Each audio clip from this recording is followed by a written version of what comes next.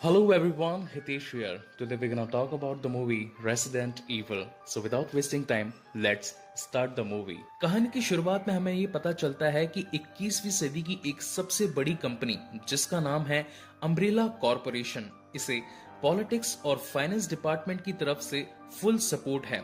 लोगों की नजरों में ये कंपनी आईटी, फार्मास्यूटिकल और एक मैन्युफैक्चरिंग कंपनी थी, लेकिन इस कंपनी के अंदर होते थे इलीगल काम। यहाँ तक कि यहाँ के सभी एम्प्लॉयज को भी नहीं पता था कि इसकी मेन इनकम कहाँ से आती है। इस कंपनी का मुख्य काम था वायरल हथियारों को बनाना और बायोमैकेनिकल प्रोडक्ट्स को बनाना, जिसे वो बेचते थे सेना को और दूसरे ब्लैक मार्केट में, जो कि तबाही मचाने के लिए उपयुक्त थे। पूरे विश्व में अम्ब्रेला कॉरपोरेशन की काफी सारी लैब्स थी, जैसे टोक्यो, जापान, अमेरिका और ऑस्ट्रेलिया।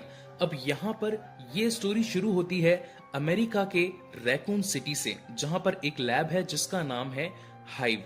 तो हम देखते हैं कि मूवी की शुरुआत में एक केबिन में एक आदमी कुछ बायोमैकेनिकल बोतल्स को वहां से चुराकर भाग रहा होता है, लेकिन चुराकर भागने से पहले उनमें से वो एक बोतल को उसी कैबिन के अंदर वहीं फेंक देता है। उस बोतल के टूट जाने की वजह से उसका केमिकल उस पूरे कमरे में फैल जाता है और साथ ही वहां का एयर कंडीशनिंग सिस्टम उस बायोमैकेनिकल प्रोडक्ट को ऑब्जर्व कर लेता है और पूरी लैब में उसे एक गैस की तरह फैला देता है। अब यहाँ पर सबसे खास बात यह है कि इस हाइव यानी कि इस पूरी लैब को एक सुपर कंप्यूटर रेड क्वीन के द्वारा कंट्रोल किया जाता है। रेड क्वीन का कंट्रोल इतना शक्तिशाली है कि वो यहाँ के दरवाजे, यहाँ के सिस्टम सभी पर अपना काबू जमा सकती है। और जैसे ही रेड क्वीन को पता चलता है कि कोई एक बायोमैकेनिकल बोतल टूट गई है और उसमें से वायरस एयर कंडीशन के थ्रू पूरी कंपनी में फैलता जा रहा है, तो वो एक अलार्म सिस्टम जनरेट कर देती है ताकि सभी डोर्स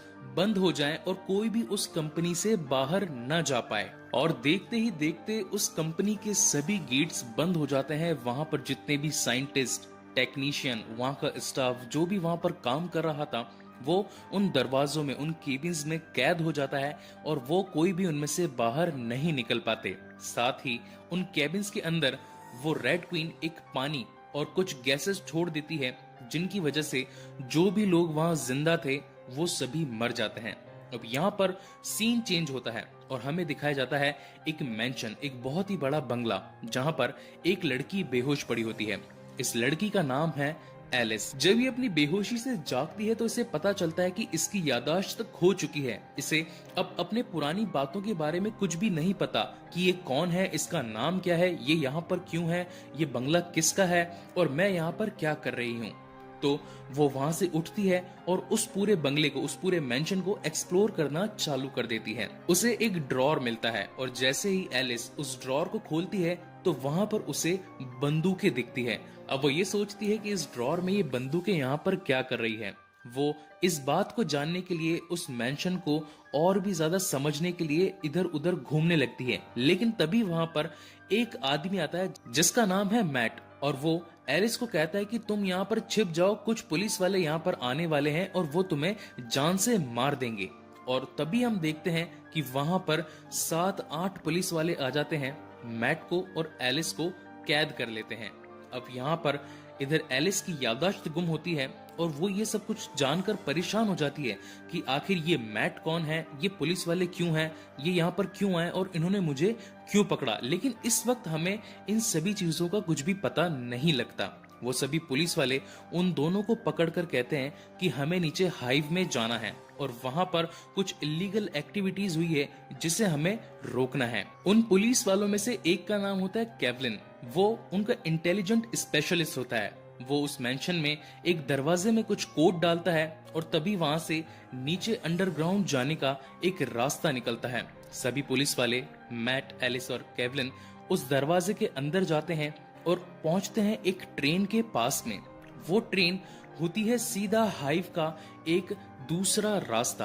अब यहाँ पे गाइस मैं आपको बता दूं कि हाइव, जो कि अम्ब्रेला कॉरपोरेशन की एक लैब है, जहां पर 500 से ज्यादा टेक्नीशियन, साइंटिस्ट और स्टाफ उस कंपनी के लिए काम करते हैं। उस ट्रेन में उन्हें एक बेहोश आदमी भी मिलता है, उसका नाम होता है स्पेंसर। अभी स्पेंसर यहाँ पर कैसे आया, इसका जवाब हमें आगे इस कहानी में पता चलेगा। अब पुलिस वाले उस अम्ब्रेला कॉर्पोरेशन यानी कि उस हाइव के अंदर इसीलिए जाना चाहते थे क्योंकि 5 घंटे पहले यहाँ पर एक गैस छोड़ दी गई थी जिसकी वजह से सभी एम्प्लॉइज मारे गए थे। अब ये जो पुलिस वाले हैं ये चाहते हैं कि ये अम्ब्रेला कॉर्पोरेशन उस हाइव के अंदर जाएं और उन सभी को चेक करें कि उनमें से कोई बचा है या नहीं बचा है। अगर कोई बचा होगा तो वो उसे वहां से निकाल लेंगे और साथ ही उस पूरी हाइव को सील पैक कर देंगे। और साथ ही हमें ये भी पता चलता है कि एलिस भी इस अम्ब्रेला कॉर्पोरेशन का एक हिस्सा थी। वो भी इस कंपनी के लिए ही काम करती थी, उन बायोमैकेनिकल प्रोडक्ट्स को सुरक्षा देने का। वो एक सिक्योरिटी गार्ड थी जो कि उस मेंशन में एक दूसरे आदमी जिसका नाम है स्पेंसर उसके साथ में रहा करती थी। कंपनी को लोगों की नजरों से बचाने के लिए ये कपल यानी कि जिसका नाम एलिस और स्पेंसर है ये उस मेंशन में रहा करते थे ताकि किसी को भी ये पता ना चले कि हम यहाँ पर कोई इलीगल एक्टिविटी करते हैं। लेकिन क्योंकि जब रेड क्वीन ने उस पूरी कंपनी के अंदर एक गैस छोड़ी थी ताकि सभी लोग मर जाएं, तो रेड क्वीन ने उस मेंशन के अंदर भी एक गैस छोड़ी थी जिसकी वजह से एलिस अपनी याददाश्त खो बैठती है और उसे कुछ भी याद नहीं आ रहा होता है कि वो इस कंपनी के लिए काम क्यों करती है और यहाँ पर वो किसके साथ में रहती है। थोड़ी ही देर में सभी क्रू मेंबर पहुंचते हैं उस पहले दरवाजे की तरफ जो कि हाइव में जाने का सबसे पहला रास्ता होता है। और वहां पर जाने पर उन्हें पता लगता है कि ये एक ऐसा चेम्बर है जो कि उनके मैप में कभी था ही नहीं। उस चेम्बर में पड़े होते हैं काफी बड़े बड़े स्टील के बॉक्सेस जिनके अंदर चल रहा था कुछ इलीगल एक्सपेरिमेंट। अब यहाँ से सभी लोग 2 टीमों में बढ़ जाते हैं। पहली टीम जिसके अंदर होते हैं मैट, स्पेंसर और साथ ही 2 पुलिस वाले, और वहीं दूसरी टीम में होते हैं 5 पुलिस वाले और उनके साथ में एलिस। क्योंकि एलिस भी उनकी सिक्योरिटी दल की एक सदस्य होती है इसलिए उसे लड़ना अच्छा आता है और बाकी पुलिस वाले उसे अपने साथ में ले लेते हैं। और जब वो दूसरी टीम आगे बढ़ने लगती है तो उन्हें पता लगता है कि उन्हें उन प्रयोगशालाओं से गुजरकर अंदर सुपर कंप्यूटर तक पहुंचना पड़ेगा उसे बंद करने के लिए। तो वो सोचते हैं कि सामने का दरवाजा बंद है तो हमें कुछ टेक्निकल फॉल्ट्स करके सामने के दरवाजे को ओपन करना पड़ेगा। अब दूसरी टीम भी आधी आधी बढ़ जाती है। उसमें से पहले 4 पुलिस वाले उस सीक्रेट चैम्बर के अंदर सामने का दरवाजा खोलने के लिए आगे बढ़ते हैं और वहीं जो बाकी आधी बची हुई उनकी बी टीम होती है वो कंप्यूटर पर बैठकर ऑपरेट कर रही होती है उन 4 पुलिस वालों को। हम देखते हैं कि जैसे ही वो जो 4 पुलिस वाले हैं वो आगे बढ़ने लगते हैं तो वहां पर जो रेड क्वीन है वो अपने सेंसर्स के थ्रू उन्हें पकड़ लेती है और उस चेम्बर का एक लेजर एक्टिवेट कर देती है। और जैसे ही वो लेजर एक्टिवेट होता है वो उनमें से 2 पुलिस वालों को वहां पर काट देता है। लेकिन जब तक केविन उस सिस्टम को बंद करने की कोशिश करता है वो लेजर लाइट एक्टिवेशन के साथ उस पूरी टीम को वहीं पर जान से मार देती है। और हम देखते हैं कि वो जो टीम बी थी उसके अंदर से अब जब 4 पुलिस वाले मर चुके होते हैं तो सिर्फ बचते हैं केवलिन और उसके साथ में एलिस। अब वो दोनों ये डिसाइड करते हैं कि बाकी का पूरा काम हम दोनों को खुद करना है। वो दोनों वहां से आगे बढ़ते हैं और उस रेड क्वीन के पास में जाते हैं जो कि एक सुपर कंप्यूटर है। वो खुद के बैग में से एक दूसरा सुपर कंप्यूटर निकालते हैं और उसे वहां पर एस्टेब्लिश कर देते हैं जिसकी वजह से वहां के सारे डोर खुल जाते हैं। अब यहाँ पर सबसे खतरनाक बात हमारे सामने ये आती है कि जिन कमरों के अंदर गैस छोड़ी गई थी उन लोगों को मारने के लिए अब वो मरने के बाद में एक ज़ॉम्बी बन चुके हैं। जैसा कि मैंने आपको बताया था कि इस मूवी की स्टार्टिंग में एक आदमी एक कमरे के अंदर एक बायोमैकेनिकल ट्यूब को फेंक देता है। उस ट्यूब के टूट जाने से केमिकल पूरी कंपनी में फैल गया होता है।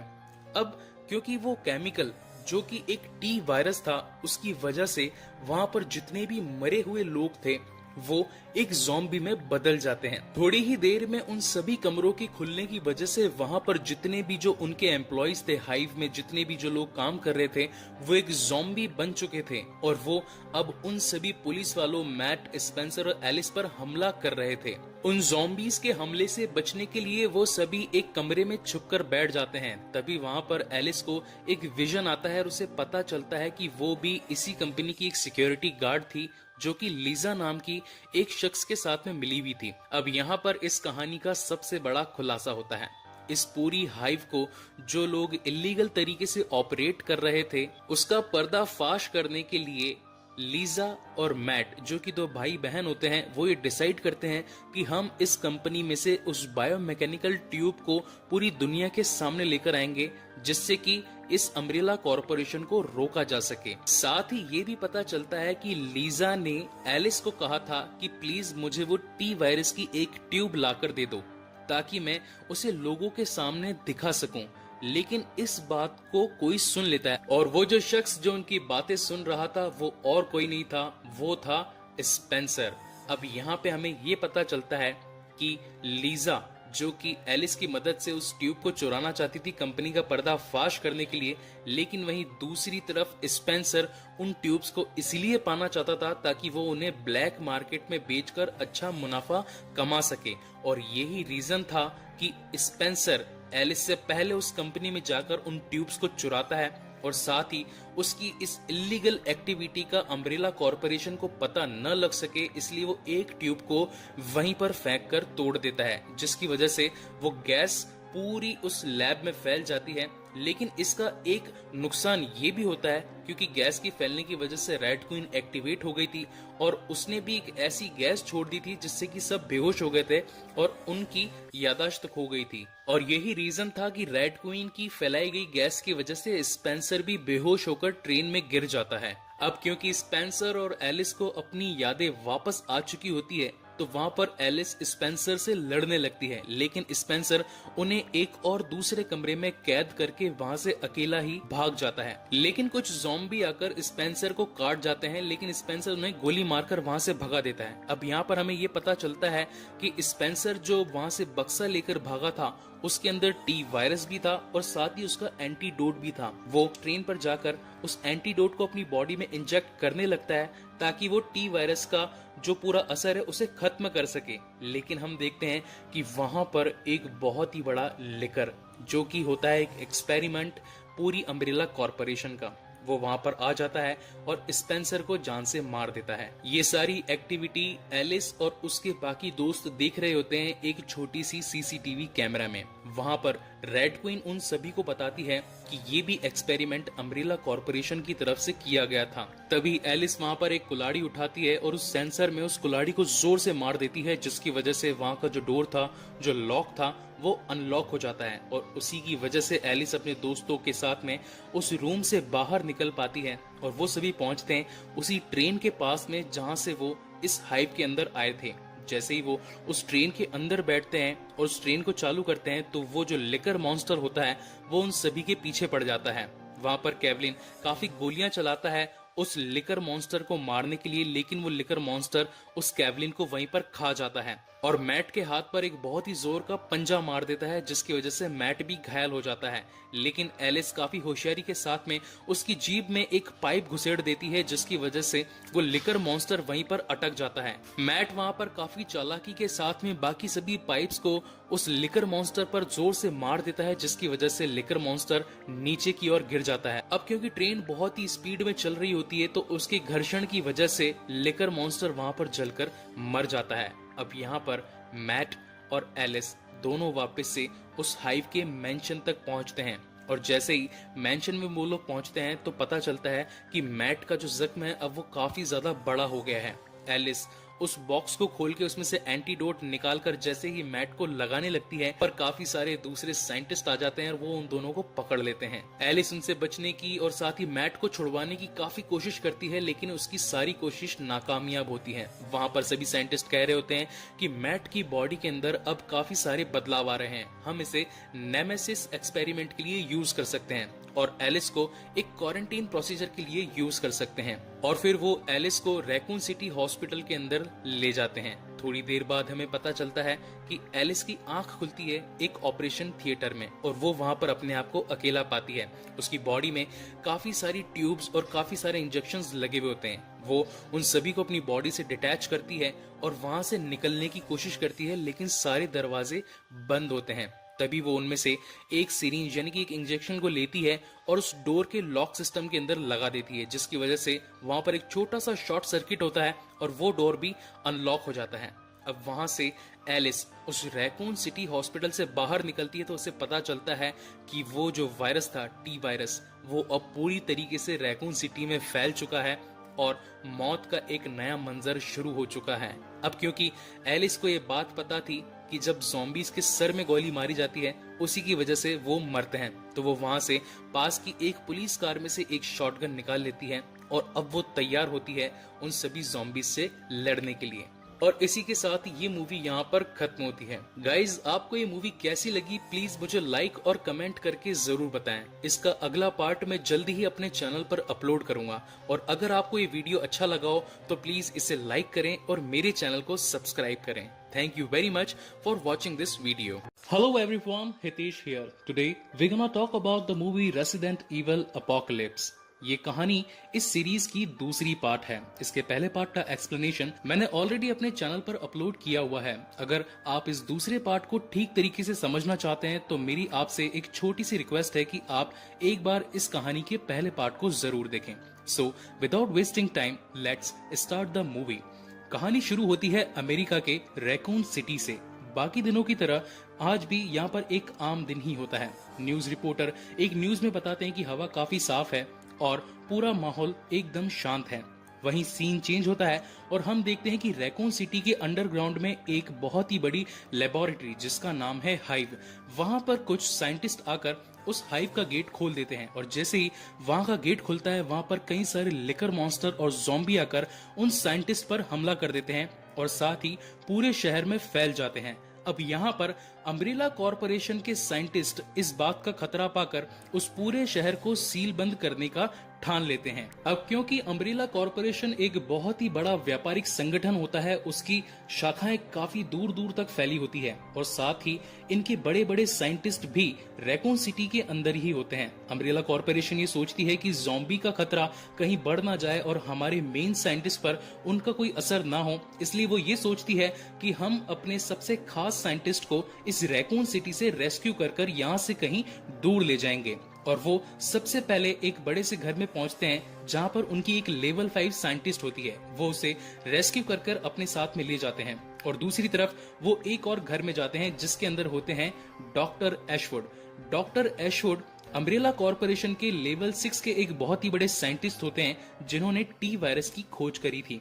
सभी एजेंट आकर वहां पर एशवुड से कहते हैं कि सर आपको हमारे साथ चलना होगा, लेकिन तब एशवुड कहते हैं कि मेरी बेटी एंजेला अभी स्कूल गई हुई है और जब तक वो यहाँ पर नहीं आती मैं यहाँ से कहीं भी नहीं जाऊंगा। तब वहां पर सभी एजेंट उनसे कहते हैं कि सर आपकी बेटी का इंतजाम हमने ऑलरेडी कर दिया है, आपको अभी हमारे साथ चलना होगा। और वहीं दूसरी तरफ हम देखते हैं कि स्कूल के अंदर कुछ एजेंट आकर एंजेला को वहां से निकाल कर ले जाते हैं, लेकिन जब वो एंजेला को उस स्कूल से निकाल कर लेकर जा ही रहे होते हैं एक बड़े से ट्रक से उनकी कार की टक्कर हो जाती है और उस कार का वहीं पर एक्सीडेंट हो जाता है। वहीं दूसरी तरफ रैकून सिटी के पुलिस वाले जिनका नाम है स्टार मेंबर्स, उनको शहर में कुछ संदिग्ध लोग मिलते हैं संदिग्ध अवस्था में, यानी कि एक तरीके से वो उन ज़ॉम्बीज को पकड़कर अपने जेल में लेकर आए होते हैं, लेकिन उनके हालात बद से बदतर होने लगते हैं। तभी हम वहां पर देखते हैं कि एक लड़की जिसका नाम है जील वैलेंटाइन, वो एक ऑफिसर होती है। उसकी एंट्री जैसे ही स्टाफ मेंबर्स के ऑफिस में होती है वो पाती है कि वहां पर कई सारे ज़ॉम्बीज हैं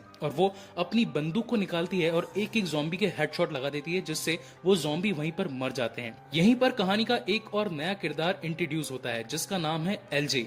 एलजे वहां पर वैलेंटाइन से कहता है कि मैं एक आम आदमी हूं और इन पुलिस वालों ने मुझे जानबूझकर कैद कर लिया है, मैं कोई भी ज़ॉम्बी नहीं हूं। वहीं पर जील वैलेंटाइन उसकी हथकड़ियां तोड़ देती है और सभी को वहां से निकलने का आदेश देती है और वो बताती है कि इन ज़ॉम्बीज की तादाद इस शहर में बढ़ती ही जा रही है। अगर आप सभी अपनी जान बचाना चाहते हो तो जितना जल्दी हो सके इस शहर से बाहर निकल जाइए। सीन चेंज होता है और हमें दिखाया जाता है कहानी का वो पहला पार्ट जहाँ पर एलिस एक ऑपरेशन थिएटर में होती है। एलिस वहां पर अपने आप को अकेला पाकर वहां से जाने की काफी कोशिश करती है और वो अपने शरीर से सभी ट्यूब्स और सभी इंजेक्शन को डिटैच करके वहां से एस्केप कर जाती है। और जब वो रैकून सिटी हॉस्पिटल से बाहर निकलती है तो उसके सामने होता है मौत का एक नया मंजर, जहां पर सभी ज़ॉम्बी अब रैकून सिटी के अंदर फैल चुके होते हैं और यहाँ पर अब एलिस तैयार होती है उन सभी ज़ॉम्बी से लड़ने के लिए। यहाँ से कहानी वापस अपने प्रेजेंट में आती है और हम देखते हैं कि अब रैकून सिटी की हालत बहुत ही ज्यादा खराब हो चुकी है। अम्ब्रेला कॉरपोरेशन जो कि एक इलीगल एक्सपेरिमेंट कर रही थी उस लेबोरेटरी के अंदर, उसकी वजह से अब पूरे शहर के अंदर ज़ॉम्बी फैल चुके होते हैं और इस बात का पता पूरी दुनिया को ना लगे, इसलिए वो अब ये ठानती है कि यहाँ पर रैकून सिटी में जितने भी बचे हुए लोग हैं उनको वो रेस्क्यू कर कर बचा लें और जो यहाँ पर ज़ॉम्बी है उन्हें एक बम ब्लास्ट के थ्रू मार दिया जाए ताकि दुनिया को लगे कि ये एक परमाणु हादसा था और अम्ब्रेला कॉरपोरेशन पे कोई भी उंगली ना उठा सके। और इसी के चलते वो रैकून सिटी के सबसे मेन गेट जिसका नाम है रेवेंस ब्रिज गेट, वहां पर नाकाबंदी कर देते हैं ताकि वो रेस्क्यू कर सके उन लोगों को जिन पर अभी तक टी वायरस का कोई भी असर नहीं हुआ है। वहीं पर हमें पता चलता है कि एक पुलिस वाला जिसका नाम है पैटॉन, वो उन सभी नॉर्मल आदमियों को उस रेवेंस ब्रिज गेट से निकालने की कोशिश करता है, लेकिन तभी वहां पर एक ज़ॉम्बी एक्टिवेट हो जाता है, यानी कि अब उसके अंदर टी वायरस का असर हमें देखने को मिलता है और देखते ही देखते वहां के हालात बेकाबू हो जाते हैं और अम्ब्रेला कॉरपोरेशन ये ठानती है कि अब हमें इस रेवेंस ब्रिज गेट को बंद करना पड़ेगा ताकि यहाँ से कोई भी ज़ॉम्बी इस शहर से बाहर न निकल पाए और दुनिया को इस बात का पता न चल सके। इस पूरी घटना को वहां पर मौजूद एक न्यूज रिपोर्टर अपने कैमरे में कैद कर रही होती है और वो ये ठानती है कि अब इस पूरी घटना को मैं दुनिया के सामने लेकर आऊंगी और साथ ही अम्ब्रेला कॉरपोरेशन का पर्दाफाश करूंगी। वहीं सीन चेंज होता है और हमें दिखाए जाते हैं अम्ब्रेला कॉरपोरेशन के कुछ बड़े हेड जो कि ऐशवुड से कह रहे होते हैं कि सर अब हमें यहाँ से निकलना होगा क्योंकि अब यहाँ पर रैकून सिटी के हालात काफी ज्यादा बिगड़ चुके हैं। लेकिन ऐशवुड ये कहते हैं कि जब तक मेरी बेटी यहाँ पर नहीं आती मैं यहाँ से कहीं पर भी नहीं जाऊंगा। और फिर ऐशवुड एक सीक्रेट जगह पर जाकर वहां पर एक कंप्यूटर में खुद के लेवल 6 की एंट्री डालते हैं जिससे वो रैकून सिटी के सभी सीसीटीवी कैमरा को एक्सेस कर पाते हैं और वहां पर नजर रखने लगते हैं कि क्या कोई जिंदा है वहां पर जो मेरी बेटी को मुझ तक पहुंचा सके। अब क्योंकि रेवेंस ब्रिज गेट पर एक ज़ॉम्बी के पाए जाने से वहां के सभी लोग परेशान हो जाते हैं और वो सभी इधर उधर भागने लगते हैं, खुद को छिपाने लगते हैं ताकि उन पर कोई ज़ॉम्बी अटैक न कर पाए। वहीं पर जील वैलेंटाइन एक पुलिस वाला जिसका फ्रेंड है उसका नाम है पैटॉन, वो दोनों जाकर एक गिरजाघर में छिप जाते हैं। वहीं पर हमें ये पता चलता है कि गिरजाघर का पादरी, उसकी एक बहन भी अब एक ज़ॉम्बी में बदल चुकी है। गिरजाघर का पादरी नहीं चाहता था कि वो अपनी बहन को एक ज़ॉम्बी के रूप में बदलता हुआ दिखे, इसलिए वो उसे हर बार कुछ मांस खिलाता रहता था। लेकिन जब वहां पर जील और पैटॉन आते हैं तो वो ज़ॉम्बी यानी कि जो पादरी की बहन होती है वो उन पर हमला कर देती है। तब वहां पर जील अपनी गन निकालती है और उसकी बहन को वहीं पर शूट कर देती है। लेकिन देखते ही देखते वहां पर काफी ज्यादा शोर हो जाता है और उस शोर की वजह से वहां पर 3 लिकर मॉन्स्टर आ जाते हैं और वो लिकर मॉन्स्टर आकर उन सभी पर हमला करने लगते हैं, उन्हें खाने की कोशिश करते हैं। तभी हम देखते हैं कि वहां पर एलिस की एंट्री होती है। एलिस अपनी शॉटगन की मदद से वहां पर उन सभी लिकर मॉन्स्टर को पेल देती है और वहां से आगे बढ़ने लगती है। तभी वो सभी लोग पहुंचते हैं कब्रिस्तान में, लेकिन क्योंकि अब टी वायरस पूरी हवा में फैल चुका होता है तो कब्रिस्तान के मुर्दे भी अब जाग जाते हैं और वो एक एक करके उन सभी पर हमला करना शुरू करते हैं। एलिस पर जो एक्सपेरिमेंट हुआ था क्वारंटीन प्रोसीजर, उसकी वजह से एलिस की शक्तियां अब काफी ज्यादा बढ़ चुकी थी, इसलिए वो उन सभी ज़ॉम्बीज को वहां से मार देती है। लेकिन उसमें से एक ज़ॉम्बी वहां पर पैटॉन को काट जाता है, जिसकी वजह से अब पैटॉन के अंदर भी शारीरिक बदलाव आने शुरू हो जाते हैं। वहां पर एलिस जील को कहती है कि मुझे पैटॉन को मारना पड़ेगा, नहीं तो 3 घंटे बाद में ये भी एक ज़ॉम्बी बन जाएगा और हम सभी को मार देगा। लेकिन वहां पर जील कहती है कि जब तक ये ज़ॉम्बी नहीं बनता हमें इसकी मदद करनी पड़ेगी और वो वहां से निकल जाते हैं। और थोड़ी ही देर में हम देखते हैं कि वहां पर एक कॉल आता है। वो कॉल होता है ऐशवुड की तरफ से।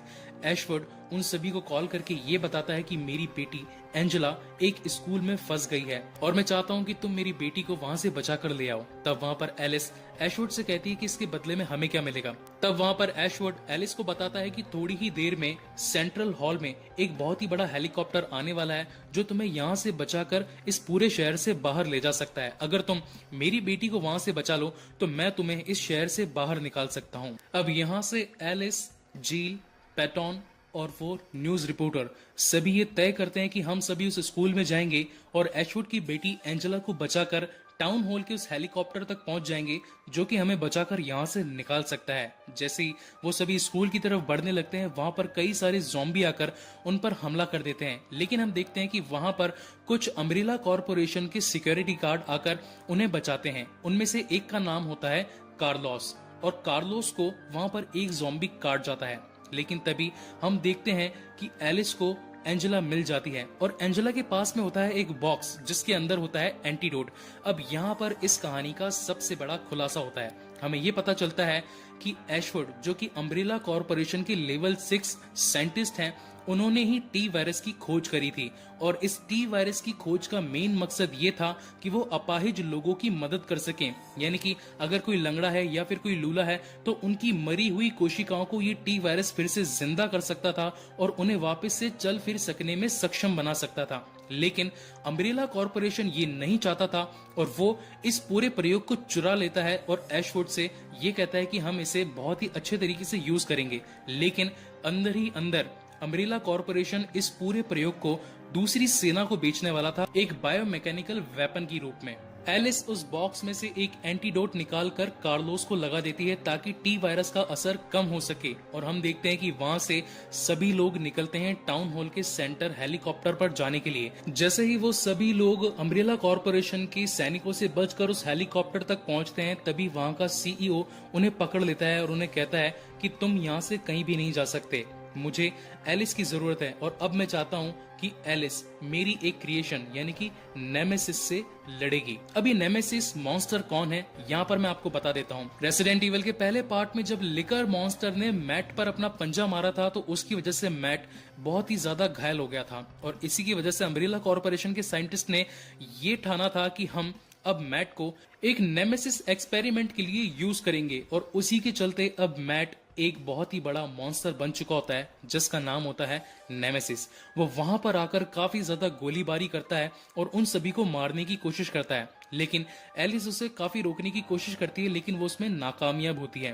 वहीं पर उन दोनों के बीच में एक बहुत ही घमासान युद्ध होता है। हम देखते हैं कि एक बहुत ही क्लासिक और कूल फाइट हमें देखने को मिलती है एलिस और मैट के बीच में। लेकिन जब एलिस नेमेसिस की आंखों में देखती है तो उसे पता चलता है कि वो मैट ही था जिस पर अम्ब्रेला कॉरपोरेशन ने अपने इलीगल एक्सपेरिमेंट किए थे और अब वो नेमेसिस को यानी कि मैट को नहीं मारती है। वहीं पर अम्ब्रेला कॉरपोरेशन के हेड नेमेसिस के अंदर उसे फुल पावर में एक्टिवेट कर देते हैं और उसे ये आदेश देते हैं कि वो यहाँ पर एलिस को जान से मार दे। लेकिन क्योंकि अब मैट को भी पता चल चुका होता है कि वो एलिस ही थी जिसने मुझे इस कहानी के पहले पार्ट में बचाने की कोशिश करी थी, इसी के चलते वहां पर मैट यानी कि नेमेसिस एलिस पर हमला नहीं करता और उन सभी सैनिकों को मार देता है जो कि अम्ब्रेला कॉरपोरेशन की तरफ से उन्हें मारने के लिए आए होते हैं। और इसी के साथ में वहां पर एक बहुत ही बड़ा धमाका होता है। लेकिन धमाके से पहले एलिस उस हेलीकॉप्टर में बैठ जाती है और वहां से रैकून सिटी से आगे निकल जाती है। लेकिन हम देखते हैं कि उस धमाके की तरंगे इतनी तेज होती है कि वो उड़ते हेलीकॉप्टर का बैलेंस बिगाड़ देती है और वो हेलीकॉप्टर एक दूर झरने के पास जाकर टकरा जाता है और उस एक्सीडेंट में एलिस की मौत हो जाती है। उस दुर्घटना के 3 घंटे बाद में हमें एक डॉक्टर आइजैक्स एक नई एंट्री मिलती है इस पूरी कहानी में। डॉक्टर आइजैक्स अपनी पूरी टीम के साथ में उस हादसे वाली जगह पर पहुंचता है और वहां पर उसे एलिस की लाश मिलती है। वो एलिस को अपनी एक मेडिकल रिसर्च सेंटर में ले जाता है और 3 हफ्ते बाद हम देखते हैं कि एलिस अब एक टेस्ट ट्यूब के अंदर होती है। उस अम्ब्रेला कॉरपोरेशन के मेडिकल रिसर्च सेंटर में एलिस पर काफी सारे नए नए प्रयोग किए जाते हैं और जब वो सारे प्रयोग कंप्लीट हो जाते हैं तो वहां पर डॉक्टर आइजैक्स आते हैं और वो एलिस को रिलीज करने का आदेश देते हैं। जैसे ही एलिस उस टेस्ट ट्यूब से निकलकर बाहर आती है तो उसे कुछ भी समझ में नहीं आता क्योंकि उसकी याददाश्त अब पूरी तरीके से खो चुकी होती है। लेकिन थोड़ी देर जब उसे कुछ क्वेश्चंस पूछे जाते हैं तो उसकी याददाश्त उससे आने लगती है और उसे पता चलता है कि ये अम्ब्रेला कॉरपोरेशन ही थी जिसकी वजह से रैकून सिटी के अंदर ज़ॉम्बी और लिकर मॉन्स्टर फैल चुके थे। ये अम्ब्रेला कॉरपोरेशन ही थी जिसकी वजह से उसका खास दोस्त मैट अब एक नेमेसिस में बदल चुका था। ये अम्ब्रेला कॉरपोरेशन ही थी जिसने पूरी रैकून सिटी को तबाह कर दिया और इसी के चलते अब एलिस वहां से उन सभी साइंटिस्ट को मारकर भाग जाती है। लेकिन तभी हम देखते हैं कि बाहर निकलने से पहले वहाँ पर काफी सारे सिक्योरिटी गार्ड्स आ जाते हैं और वो एलिस को गन पॉइंट पर ले लेते हैं। लेकिन तभी हम देखते हैं कि एंट्री होती है कार्लोस, एलजे और जील वैलेंटाइन की। वो वहां पर एक कार्ड दिखाते हैं जो कि ये बताता है कि हम भी अब अम्ब्रेला कॉर्पोरेशन के लेवल 6 सिक्योरिटी गार्ड हैं और हमें यहाँ से एलिस को बचाने का आदेश मिला है। इसी की वजह से एलिस वहां से निकल पाती है, लेकिन निकलते निकलते वहां पर डॉक्टर आइजैक्स सैटेलाइट में एक संदेश देता है कि एक्सपेरिमेंट एलिस को एक्टिवेट कर दो, और साथ ही यहीं पर ये मूवी खत्म होती है। गाइज, आपको ये मूवी कैसी लगी प्लीज मुझे लाइक और कमेंट करके जरूर बताएं, और अगर आपको मेरे वीडियोस अच्छे लगते हो तो प्लीज मेरे चैनल को सब्सक्राइब जरूर करें। इसका अगला यानी कि तीसरा पार्ट मैं अपने चैनल पर जल्दी ही अपलोड करूंगा। Thank you very much for watching this video.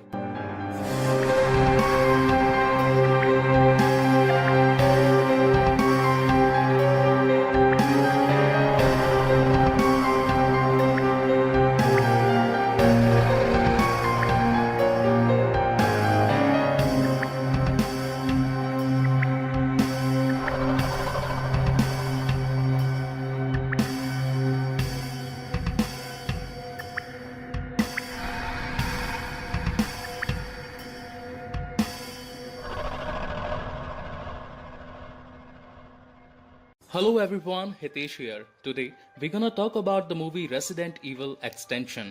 ये इस सीरीज की तीसरी कहानी है। So without wasting time, let's start the movie. कहानी की शुरुआत में हमें वही सीन दिखाया जाता है जो इस मूवी के पहले पार्ट में दिखाया जाता है। हम देखते हैं कि यहाँ पर एलिस की आंख खुलती है एक वॉशरूम में। वो वहां से उठकर अपने आप को उस पूरे मेंशन में अकेला पाती है और इसी के चलते वो उस पूरे मेंशन को एक्सप्लोर करना चालू कर देती है। चलते चलते वो पहुंचती है एक लेजर रूम में, जहां पर उस अम्ब्रेला कॉर्पोरेशन का लेजर रूम एक्टिवेट हो जाता है। लेकिन कैसे तैसे एलिस वहां से बचकर एक एसी विंड में वहां से निकल जाती है, और जैसे ही वो वहां से निकलती है वो पहुंचती है रैकून सिटी के उसी हॉस्पिटल में जहां पर वो सेकंड पार्ट के अंदर दिखाई गई थी। हम देखते हैं कि वहां पर एक ड्रोन मशीन एक्टिवेट हो जाती है और उसमें से काफी सारी गोलियां निकलती है, जिसकी वजह से एलिस की वहां पर मौत हो जाती है। उसी वक्त वहां पर कुछ साइंटिस्ट आते हैं और उसे उठाकर ठिकाने लगा देते हैं। लेकिन जब वो उसे ठिकाने लगाते हैं तो हम देखते हैं कि एलिस की तरह वहां पर बहुत सारी उनकी क्लोन यानी कि करीब 70-80 एलिस ऑलरेडी मरी पड़ी होती है। यहाँ पर कहानी का मेन खुलासा होता है कि जिस एलिस की अभी मौत हुई थी वो एक्चुअल में असली एलिस नहीं थी। वो उसके खून से बनाई गई एक क्लोन थी जिसे बनाया था डॉक्टर आइजैक्स ने। टी वायरस की वजह से पूरी दुनिया एकदम विनाश की ओर जा चुकी है। ना कोई इंसान है, ना ही कोई झील, ना ही कोई पेड़ पौधे और ना ही कोई पशु पक्षी। अब जितने भी इंसान बचे हैं उन्हें सिर्फ अपनी जान बचाने का ही ख्याल है। एलिस अपनी एक बाइक पर पूरी सॉल्ट लेक सिटी का चक्कर लगा रही होती है। एलिस के पास में एक रेडियो ट्रांसमिशन डिवाइस भी होता है जिसकी मदद से वो शहर में चल रही सभी गतिविधियों पर नजर रखती है। तभी उसकी रेडियो ट्रांसमिशन पर एक संदेश आता है कि हमें मदद की जरूरत है, कृपया करके हमारी मदद करें। वहां से सॉल्ट लेक सिटी के अंदर एलिस पहुंचती है KLKB एक मोटेल के वहां पर। हम देखते हैं कि जिन लोगों ने वो ट्रांसमिशन सबमिट किया था वो एक्चुअली गलत लोग थे, गुंडे थे, जो कि वहां पर आए उनकी मदद करने वाले लोगों की जान ले लेते थे और साथ ही उनका खाना पीना या कोई काम की चीज होती थी उसे चुरा लेते थे। जब एलिस वहां पर पहुंचती है तो वो गुंडे एलिस को भी पकड़ लेते हैं, लेकिन क्योंकि अब एलिस बहुत ही ज्यादा शक्तिशाली थी तो वो उन सभी को वहीं पर मार देती है और वहां से आगे निकल जाती है। अगले सीन में हम देखते हैं कि एलिस के जो फ्रेंड्स थे यानी कि कार्लोस, LJ, क्लेयर अब एक दूसरी सिटी के अंदर काफी सारे लोगों को वहां से जान से बचाकर निकल रहे होते हैं। उनके पास में 4-5 ट्रक्स होते हैं जिनमें 40 से ऊपर कुछ लोग होते हैं और वो अब सब यही बातें कर रहे होते हैं कि इस दुनिया में अब ऐसी कोई भी जगह नहीं बची जहां पर हम ठीक तरीके से रह सकते हैं उन टी वायरस से इफेक्टेड ज़ॉम्बी से बचकर। साथ ही हमें ये दिखाई पड़ता है कि इस कहानी के अंदर 2-3 नए कैरेक्टर्स भी ऐड हुए हैं, जैसे कि क्लेयर, Kmart और चेजी। वहीं दूसरी तरफ हम देखते हैं अम्ब्रेला कॉर्पोरेशन का एक और हेडक्वार्टर जो कि बेस्ड है अमेरिका के एक राज्य सॉल्ट लेक सिटी में। हम वहां पर देखते हैं कि कई सारे चेयर मेंबर्स वहां पर उस कंपनी की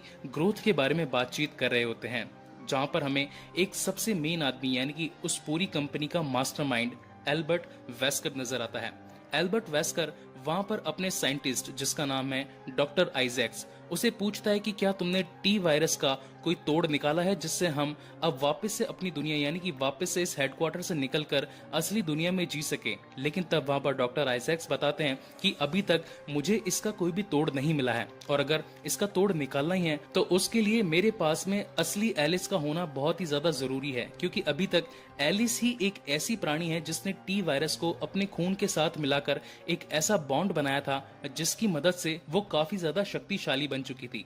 टी वायरस का असर किसी पर भी होता है, चाहे वो जिंदा हो या मुर्दा, उसकी वजह से वो हमेशा एक ज़ॉम्बी में बदल जाया करते थे। लेकिन एलिस ही अब हमारी एक लास्ट उम्मीद है। तब वहां पर एल्बर्ट वेस्कर डॉक्टर आइजैक से कहते हैं कि जितना जल्दी हो सके तुम उस टी वायरस का तोड़ निकालो, और अगर तुम ऐसा करने में असफल रहे तो तुम्हें जॉब से निकाल दिया जाएगा। वहीं सीन चेंज होता है और हमें दिखाई जाती है एलिस, जिसका पेट्रोल अब खत्म होने वाला होता है। उस पेट्रोल की तलाश में वो एक पेट्रोल पंप पहुंचती है, जहां पर उसे पेट्रोल तो नहीं मिलता, लेकिन उसे एक किताब मिलती है। उस किताब में एक नक्शा और साथ ही कुछ ऐसी जगहों के बारे में लिखा होता है जहां पर अभी तक टी वायरस का कोई भी असर नहीं होता। किताब में अलास्का की एक आर्केडिया नाम की जगह का जिक्र होता है। तब वहां पर एलिस सोचती है कि अगर मैं अलास्का यानी कि आर्केडिया पहुंच जाऊं जहां पर अभी तक टी वायरस नहीं पहुंचा है, तो शायद जीने की कोई उम्मीद नजर आएगी। वहीं दूसरी तरफ कार्लोस, एलजे, के मार्ट और क्लेयर अपनी पूरी टीम के साथ में नेवाडा के एक मोटेल में पहुंचते हैं, जहां पर वो सोचते हैं कि हमें रहने के लिए कुछ दिन मिल जाएंगे और यहाँ से कुछ खाना पानी भी मिल जाएगा। लेकिन जब वो वहां पर पहुंचते हैं तो कई सारे ज़ॉम्बी उन पर अटैक कर देते हैं, और उसी अटैक के चलते वहां पर एलजे भी घायल हो जाता है। लेकिन उसकी घायल स्थिति को वो बयान किसी के सामने भी नहीं करता और सबके सामने नॉर्मल बिहेव करना चालू कर देता है। जब वहां पर वो सभी लोग उन सभी ज़ॉम्बीज को मार देते हैं तो उन्हें लगता है कि इस जगह पर कोई भी खतरा नहीं है और कुछ दिन यहाँ पर बिताना सही रहेगा।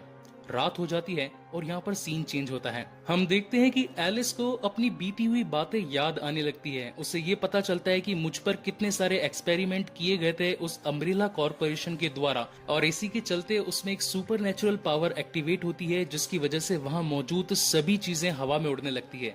वहाँ के पत्थर, वहाँ की लकड़ियाँ और साथ ही एलिस की बाइक भी।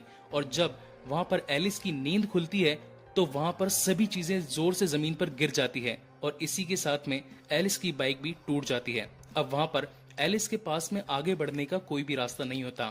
तभी एलिस अपना रेडियो ट्रांसमिशन खोलती है, जिसमें एक खबर आ रही होती है। वो खबर होती है के मार्ट की तरफ से। जब एलिस उस खबर को सुनती है कि हम लोग नेवाडा के एक मोटेल में उपस्थित हैं, अगर कोई भी जिंदा है तो हमें आकर ज्वाइन करें ताकि हम आप लोगों की मदद कर सकें। अब क्योंकि एलिस के पास में और कोई भी रास्ता नहीं होता तो वो ये सोचती है कि मुझे के मार्ट, कार्लोस और एलजे की टीम को ज्वाइन करना ही पड़ेगा। वहीं दूसरी तरफ उस लैब में यानी कि अम्ब्रेला कॉर्पोरेशन के नए हेडक्वार्टर जो कि सॉल्ट लेक सिटी में है, वहां पर डॉक्टर आइजैक्स कुछ नए एक्सपेरिमेंट कर रहे होते हैं कुछ नए ज़ॉम्बीज पर। वो एलिस के खून से बने एक नए टी वायरस के तोड़ को कुछ ज़ॉम्बीज के अंदर इंजेक्ट करते हैं और उनकी प्रतिक्रिया को रिकॉर्ड करते हैं, और साथ ही हमें पता चलता है कि उन नए ज़ॉम्बीज के अंदर अब थोड़ी अकल आ चुकी है। वो फोन उठाकर थोड़ा बातचीत करने में और किसी नई पहेली को सुलझाने में सक्षम है। लेकिन जब वहां पर खड़े साइंटिस्ट उस ज़ॉम्बी को एक थोड़ी मुश्किल पहेली दे देते हैं तो वहां पर वो ज़ॉम्बी फ्रस्ट्रेट हो जाता है और उस पहेली को न सुलझाने पर वहां पर खड़े बाकी सभी साइंटिस्ट पर हमला कर देता है। अगली सुबह उस मोटेल के बाहर काफी सारे कौवे काव काव कर रहे होते हैं। अब क्योंकि कौवों के अंदर भी टी वायरस का असर हो जाता है, वो भी उससे इन्फेक्टेड हो जाते हैं और अब कौवों के अंदर भी मांस की भूख होती है। देखते ही देखते वहां पर 2 से 4, 8 से 10 और ऐसा करते करते वहां पर लाखों कौवे आ जाते हैं। अब यहाँ पर के मार्ट, कार्लोस और एलजे सोचते हैं कि अगर इन कौवों ने हम पर हमला कर तो इनसे बचना काफी मुश्किल हो जाएगा, हमें यहाँ से निकलना ही पड़ेगा। और जब वो वहां से निकल ही रहे होते हैं तभी सभी कौवे उन पर अटैक कर देते हैं। वहां पर सब अपनी अपनी बंदूकें निकालते हैं और उन कौवों को शूट करने लगते हैं, लेकिन उसका कोई भी फायदा नहीं होता क्योंकि कौवों की तादाद काफी ज्यादा होती है। तब वहां पर चीज एक फायर मशीन निकालता है और उन पर आग लगाने की कोशिश करता है ताकि वो कौवे जलकर मर जाएं, लेकिन ऐसा करने में भी उन्हें नाकामयाबी ही मिलती है। तभी वहां पर एलिस की एंट्री होती है और क्योंकि अब एलिस के अंदर काफी सारी सुपर नेचुरल पावर्स होती है, वो उस फायर मशीन के फायर को ऑब्जर्व करके उस पूरी आग को वहां के एनवायरनमेंट में फैला देती है, जिसकी वजह से वो सभी कौवे वहां पर एट द मोमेंट जलकर मर जाते हैं और वहां से एलिस उन सभी की जान बचा लेती है। सभी आकर उसका शुक्रिया अदा करते हैं। तब एलिस कहती है कि मुझे अलास्का में आर्केडिया नाम की एक जगह का पता चला है, अगर आप सभी मेरे साथ वहां चलेंगे तो वहां पर सभी की जान बच सकती है। लेकिन तब वहां पर केमार्ट कहती है कि हम सब लोग 4-5 महीनों से ट्रेवल एक साथ कर रहे हैं। पहले हमारी तादाद 50 थी, 50 से 40 और अब तो 30 से भी कम रह गए हैं। मैं इतने सभी लोगों की जान का जोखिम अपने सर पर नहीं ले सकती, इसलिए मुझे उन सबसे पूछना पड़ेगा। तब वहां पर केमार्ट उन सभी लोगों से पूछती है कि क्या हम सभी को अलास्का जाना चाहिए। तब वहां पर सभी अपना हाथ खड़ा करते हैं और सभी अलास्का जाने के लिए एग्री करते हैं। लेकिन जब चेस, कार्लोस और एलजे अपना टैंक चेक करते हैं तो उन्हें पता चलता है कि अब तो फ्यूल है ही नहीं, यानी कि पेट्रोल जो है वो आधे से भी कम बचा है और अगर अलास्का जाना है तो हमें काफी सारे पेट्रोल की जरूरत होगी। वहां पर एलिस उन सभी से कहती है कि मुझे लगता है कि लॉस वेगस में हमें काफी सारा पेट्रोल मिल सकता है। अगर हम सब अपने टैंक्स और अपने गाड़ियों को वहां लेकर जाएं तो हम शायद तक काफी सारा पेट्रोल जुटा सकते हैं, जो कि अलास्का पहुंचने के लिए काफी होगा।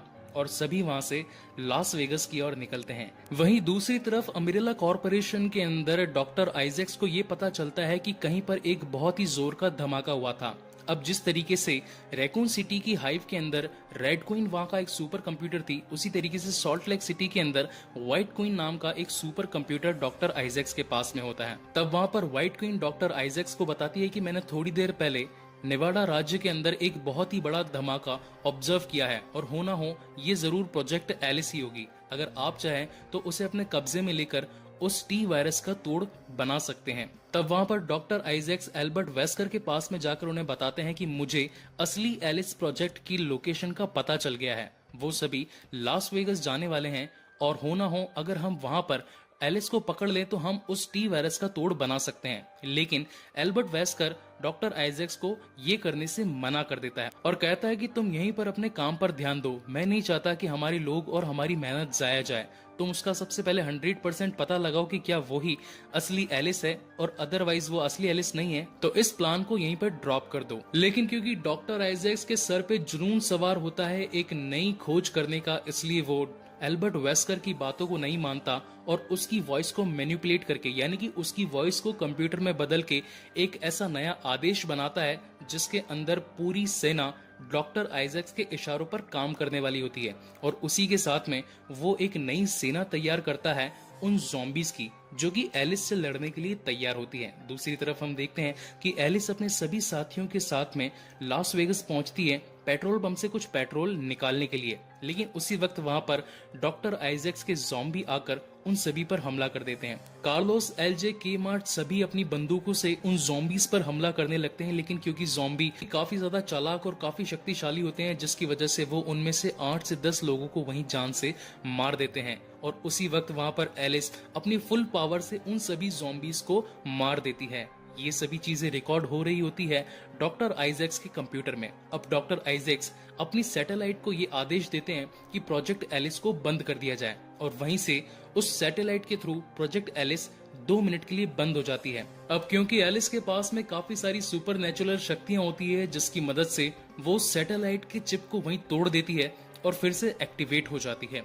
और एक्टिवेट होकर वो लॉस वेगस में जो वहां पर डॉक्टर आइजैक्स अपनी पूरी टीम को लेकर आया होता है उस पर हमला कर देती है। लेकिन उस हमले के चलते वहां पर कई सारे ज़ॉम्बी भी आ जाते हैं और वो डॉक्टर आइजैक को काट जाते हैं। अब क्योंकि डॉक्टर आइजैक अपने जान को बचाना चाहता था तो वो वहां से हेलीकॉप्टर में बैठकर अपने हेडक्वार्टर की ओर निकल जाता है। जब एलिस उस पर बंदूक से निशाना लगा ही रही होती है, लेकिन वो सोचती है कि अगर मैंने इस हेलीकॉप्टर को शूट किया तो यहाँ से अलास्का पहुंचने का रास्ता भी बंद हो जाएगा क्योंकि यहाँ पर तो पेट्रोल है ही नहीं। और इसकी वजह से एलिस डॉक्टर आइजैक्स को अपने हेलीकॉप्टर के साथ में वहां से जाने देती है। अब जब सभी लोग साथ में आते हैं, यानी कि क्लियर, केमार्ट, एलजे और कार्लोस, तो वो सभी डिसाइड करते हैं कि अब हमें उस हेलीकॉप्टर को ढूंढकर वहां से अलास्का जाने की तैयारी करनी चाहिए। अब क्योंकि वहां पर जो बहुत ही सारे ज़ॉम्बी थे जिनसे लड़ाई करी थी, उन सभी लोगों ने उसी मुठभेड़ के चलते वहाँ पर कार्लोस भी एक ज़ॉम्बी के बाइट की वजह से इन्फेक्टेड हो जाता है। अब वहाँ पर कार्लोस उन सभी से कहता है कि मुझे एक ज़ॉम्बी ने काट लिया है और मैं थोड़ी ही देर में ज़ॉम्बी बन जाऊंगा, इसलिए मैं आगे जाता हूँ और तुम सभी के लिए आगे जाने का एक रास्ता तैयार करता हूँ। वहाँ पर एक काफी इमोशनल सीन क्रिएट होता है और वहाँ पर एलिस कार्लोस को जाने से मना करती है, लेकिन लाख कोशिशों के बावजूद भी कार्लोस नहीं मानता और उन सभी को समझाता है अगर थोड़ी देर के अंदर मैं वहां तक नहीं पहुंचा और मैंने तुम्हारा रास्ता क्लियर नहीं किया तो मैं भी एक ज़ॉम्बी बन जाऊंगा और तुम सभी की जान पर एक खतरा बन जाऊंगा। तब सभी लोग उसकी बात से एग्री करते हैं और एक गाड़ी और एक बड़े से ट्रक के साथ में वो निकलते हैं उस हेडक्वार्टर की मेन लोकेशन पर।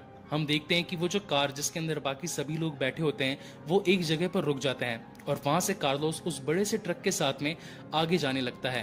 कार्लोस अपने ट्रक की मदद से काफी सारे ज़ॉम्बीज को चीरता हुआ उस लैब की लोकेशन तक पहुंचता है और वहां पर अपने उस बड़े से ट्रक को क्रैश करवा देता है। वहां पर एक बहुत ही बड़ा धमाका होता है। उस बड़े से एक्सप्लोजन के चलते वहां पर एक रास्ता खुल जाता है और तभी एलिस अपनी पूरी टीम के साथ में उस हेलीकॉप्टर के पास में पहुंचती है ताकि वो उस हेलीकॉप्टर की मदद से अलास्का पहुंच सके। तब एलिस को अपनी काफी सारी क्लोन्स दिखाई पड़ती है तो एलिस को और भी ज्यादा गुस्सा आ जाता है और वो डॉक्टर आइजैक्स को जान से मारने का ठान लेती है। और वहां पर एलिस केमार्ट को कहती है कि इस हेलीकॉप्टर के साथ तुम इन सभी बच्चों को अलास्का ले जाओ ताकि इन सभी की जान बच सके, मैं एक अधूरा काम पूरा करके आती हूँ। और इसी के चलते वो पहुंचती है उस लैब के बेस में जहाँ पर उसे मिलती है व्हाइट क्वीन जो कि उस लैब का सुपर कंप्यूटर होता है। तब एलिस उसे कहती है कि मैं ऑलरेडी तुम्हारी बहन रेड क्वीन से मिल चुकी हूँ, अब तुम यहाँ पर क्या कर रही हो। तब व्हाइट क्वीन एलिस को बताती है कि इस कॉर्पोरेशन के अंदर डॉक्टर आइजैक्स उसका रूप काफी ज्यादा बदल चुका है क्योंकि जब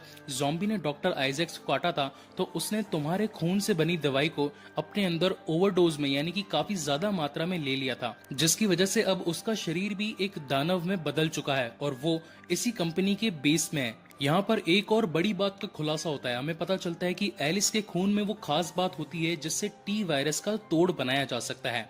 तब वहां पर व्हाइट क्वीन एलिस को कहती है कि अगर तुम उस तोड़ को बनाना चाहते हो तो इस लैब में वो सभी उपकरण हैं जो कि तुम्हारी मदद करेंगे, लेकिन यहाँ पर एक दिक्कत है, जब तक डॉक्टर आइजैक्स यहाँ पर है तब तक तुम कुछ भी नहीं कर सकती, तो इसलिए तुम्हें सबसे पहले डॉक्टर आइजैक्स को अपने रास्ते से हटाना होगा। तब वहां पर एलिस ये डिसाइड करती है कि मैं डॉक्टर आइजैक्स का नामो निशान मिटा दूंगी। एलिस डॉक्टर आइजैक्स को मारने के लिए जब बेसमेंट में पहुंचती है तो उसे वहां पर अपने कई सारे क्लोन मिलते हैं। जब वो उन क्लोन्स को देख रही होती है तो उसमें से एक क्लोन नंबर 88 एक्टिवेट हो जाती है और वो अपने बबल से टूटकर नीचे गिर पड़ती है।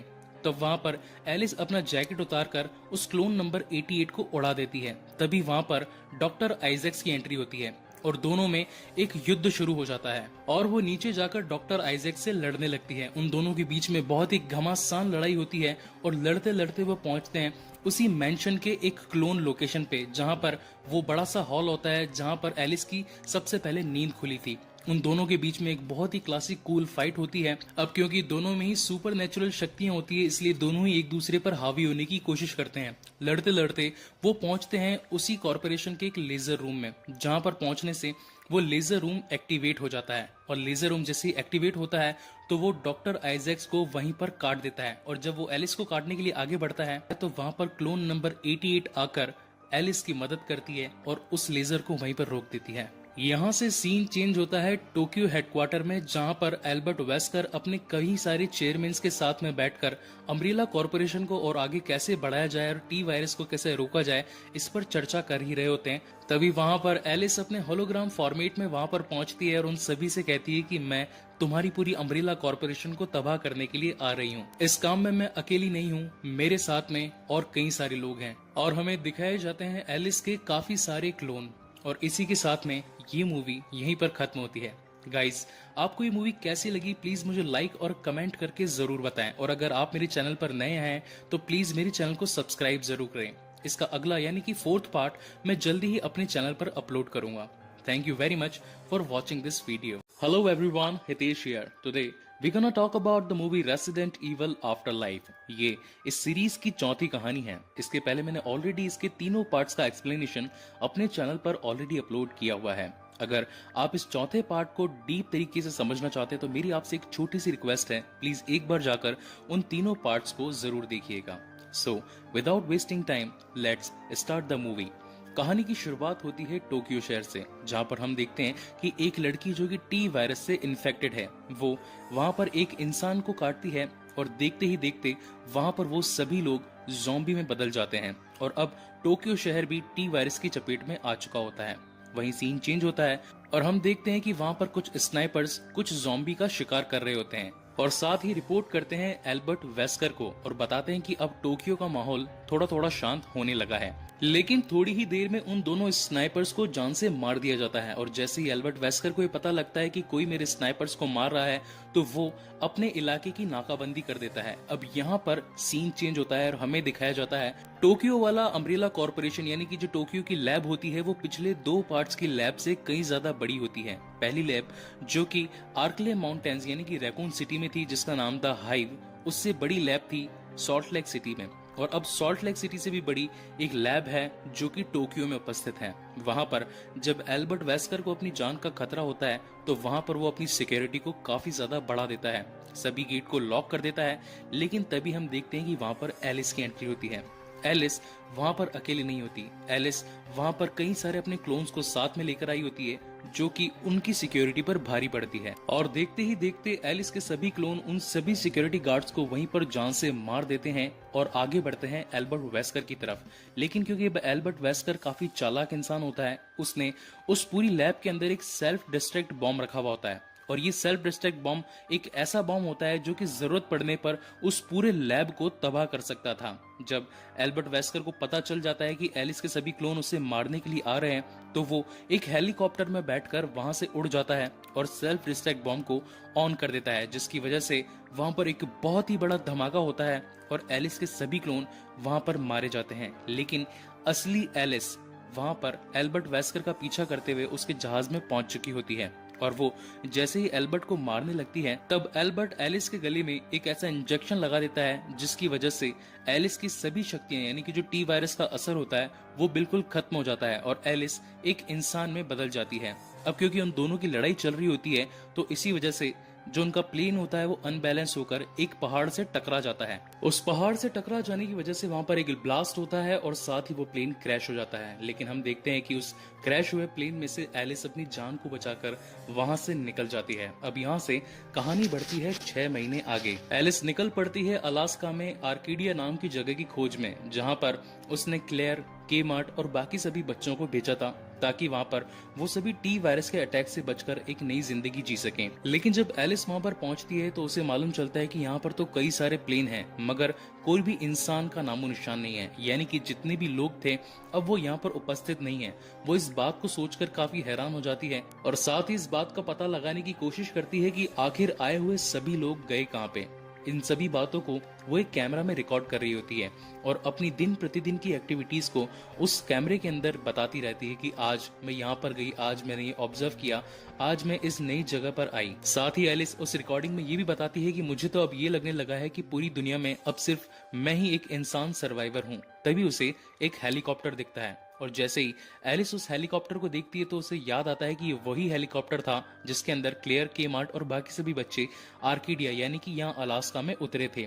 वो उस हेलीकॉप्टर में जाकर कुछ छानबीन करने की कोशिश करती है लेकिन वहां पर उसे कुछ भी नहीं मिलता। लेकिन थोड़ी ही देर में उसे वहां पर किसी की होने की आशंका होती है तो वो अपनी बंदूक निकालती है और एक प्लेन की ओर आगे बढ़ने लगती है, लेकिन उसमें से सिर्फ और सिर्फ चमगादड़ निकलते हैं। लेकिन फिर भी एलिस का शक खत्म नहीं होता, वो वहां पर और भी छानबीन करने लगती है। तभी उसे वहां पर एक लड़की मिलती है जो कि पागलों जैसी हालत के अंदर आकर एलिस पर हमला कर देती है। लेकिन जैसे ही एलिस उसे शूट करने वाली होती है तो उसे पता चलता है कि वो लड़की और कोई नहीं, वो है क्लेयर। लेकिन उसके सीने पे अब एक अम्ब्रेला कॉर्पोरेशन का डिवाइस लगा होता है। सबसे पहले तो एलिस उस डिवाइस को उसकी बॉडी से डिटैच करती है और उसे पूछती है कि आखिर तुम्हारे साथ यहाँ पर हुआ क्या? जब मैंने तुम्हें यहाँ पर भेजा था तो तुम्हारे साथ कई और लोग भी थे। लेकिन उस वक्त वहां पर क्लेयर की याददाश्त खो चुकी होती है और एलिस उससे क्या क्या बातें कर रही है ये उसे कुछ भी समझ में नहीं आता। तब वहां पर एलिस ये सोचती है कि इसके साथ में जरूर कुछ दुर्घटना हुई है और हमें इस बात का पता लगाने के लिए यहाँ से जाना, नहीं तो जो हादसा इसके साथ हुआ है वो हादसा अब मेरे साथ भी हो जाएगा। और वहीं वो जो प्लेन लेकर आई होती है उसमें एलिस और क्लेयर बैठकर लॉस एंजलिस की तरफ निकल जाती है। जब वो लॉस एंजलिस जा रहे होते हैं तो उन्हें वहां पर एक बड़ी सी जेल की छत पर कुछ लोग दिखाई देते हैं जो कि उनसे मदद मांग रहे होते हैं। तब वहां पर एलिस अपना प्लेन उस बड़ी सी बिल्डिंग के ऊपर क्रैश करवा देती है। अब यहाँ पर गाइज एक बहुत ही खास बात मैं आप सभी से बताना चाहता हूँ। हालांकि इसका रिलेशन इस कहानी के साथ नहीं है, मगर वो बात काफी ज्यादा रिलेवेंट है। अगर आपने कभी डिस्कवरी, नेशनल ज्योग्राफी या फिर यूट्यूब पे अगर कोई वॉरशिप देखा होगा तो आपने देखा होगा कि उस वॉरशिप पर काफी सारे सुखोई यानी कि फाइटर जेट्स होते हैं और उनकी लैंडिंग और टेक ऑफ के लिए वो उनका बेस इस्तेमाल करते हैं।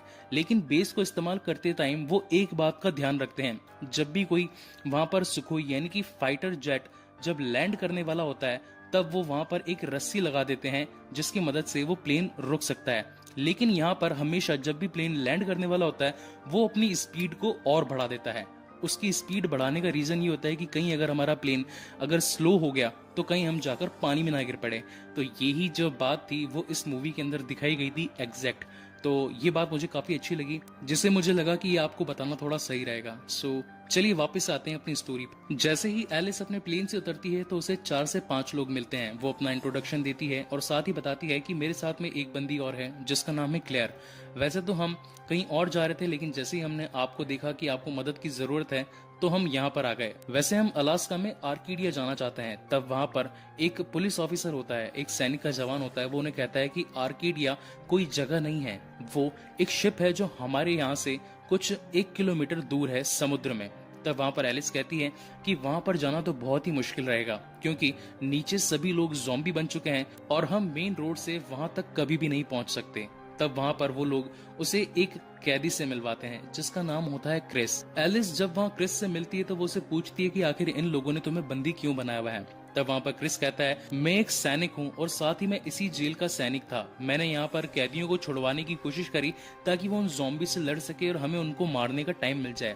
लेकिन कुछ कैदियों को ये बात पसंद नहीं आई और उन्होंने मुझे यहाँ पर कैद कर दिया। लेकिन मैं यहाँ से निकलने का रास्ता जानता हूँ। अगर तुम मुझे इस कैद से छुड़वा दोगी तो मैं तुम सभी लोगों को उस शिप तक पहुंचा सकता हूँ। लेकिन तभी वहां पर लूथर आ जाता है और वो एलिस से कहता है कि इसकी बातों पर ज्यादा ध्यान मत दो और यहाँ से चलो, खाने का वक्त हो चला है। तभी वहां पर एलिस कहती है कि मुझे नहाने की जरूरत है क्योंकि काफी दिन बीत चुके हैं और मैं अभी तक नहाई नहीं हूँ। तब वहां पर लूथर एलिस को एक बाथरूम में छोड़कर आता है। लेकिन जब वहां पर एलिस नहाने के लिए जाती है तभी उस वॉशरूम की सीलिंग को तोड़कर एक ज़ॉम्बी वहां से निकलकर आ जाता है और उन सभी पर हमला कर देता है। लेकिन तभी वहां पर एलिस अपनी स्वेट ऑफ निकालती है और उसके हेडशॉट लगा देती है, जिसकी वजह से उसके अंदर से सिक्के निकल जाते हैं और वो ज़ॉम्बी वहीं पर मर जाता है। तब वहां पर लूथर कहता है कि तुम तो काफी तेज और चालाक हो। तब वहां पर एलिस उसे अपने सभी हथियार दिखाती है और उसे कहती है कि मैं इन सभी ज़ॉम्बीज को मारने की आदतन हो चुकी हूँ। अब मुझे इन ज़ॉम्बीज को मारने की एकदम लत लग चुकी है और मैं इसमें अब काफी ट्रेंड हो चुकी हूँ। वहीं पर सीन चेंज होता है और हमें दिखाया जाता है एक बहुत ही बड़ा मॉन्स्टर जिसका नाम है एग्जीक्यूशनर।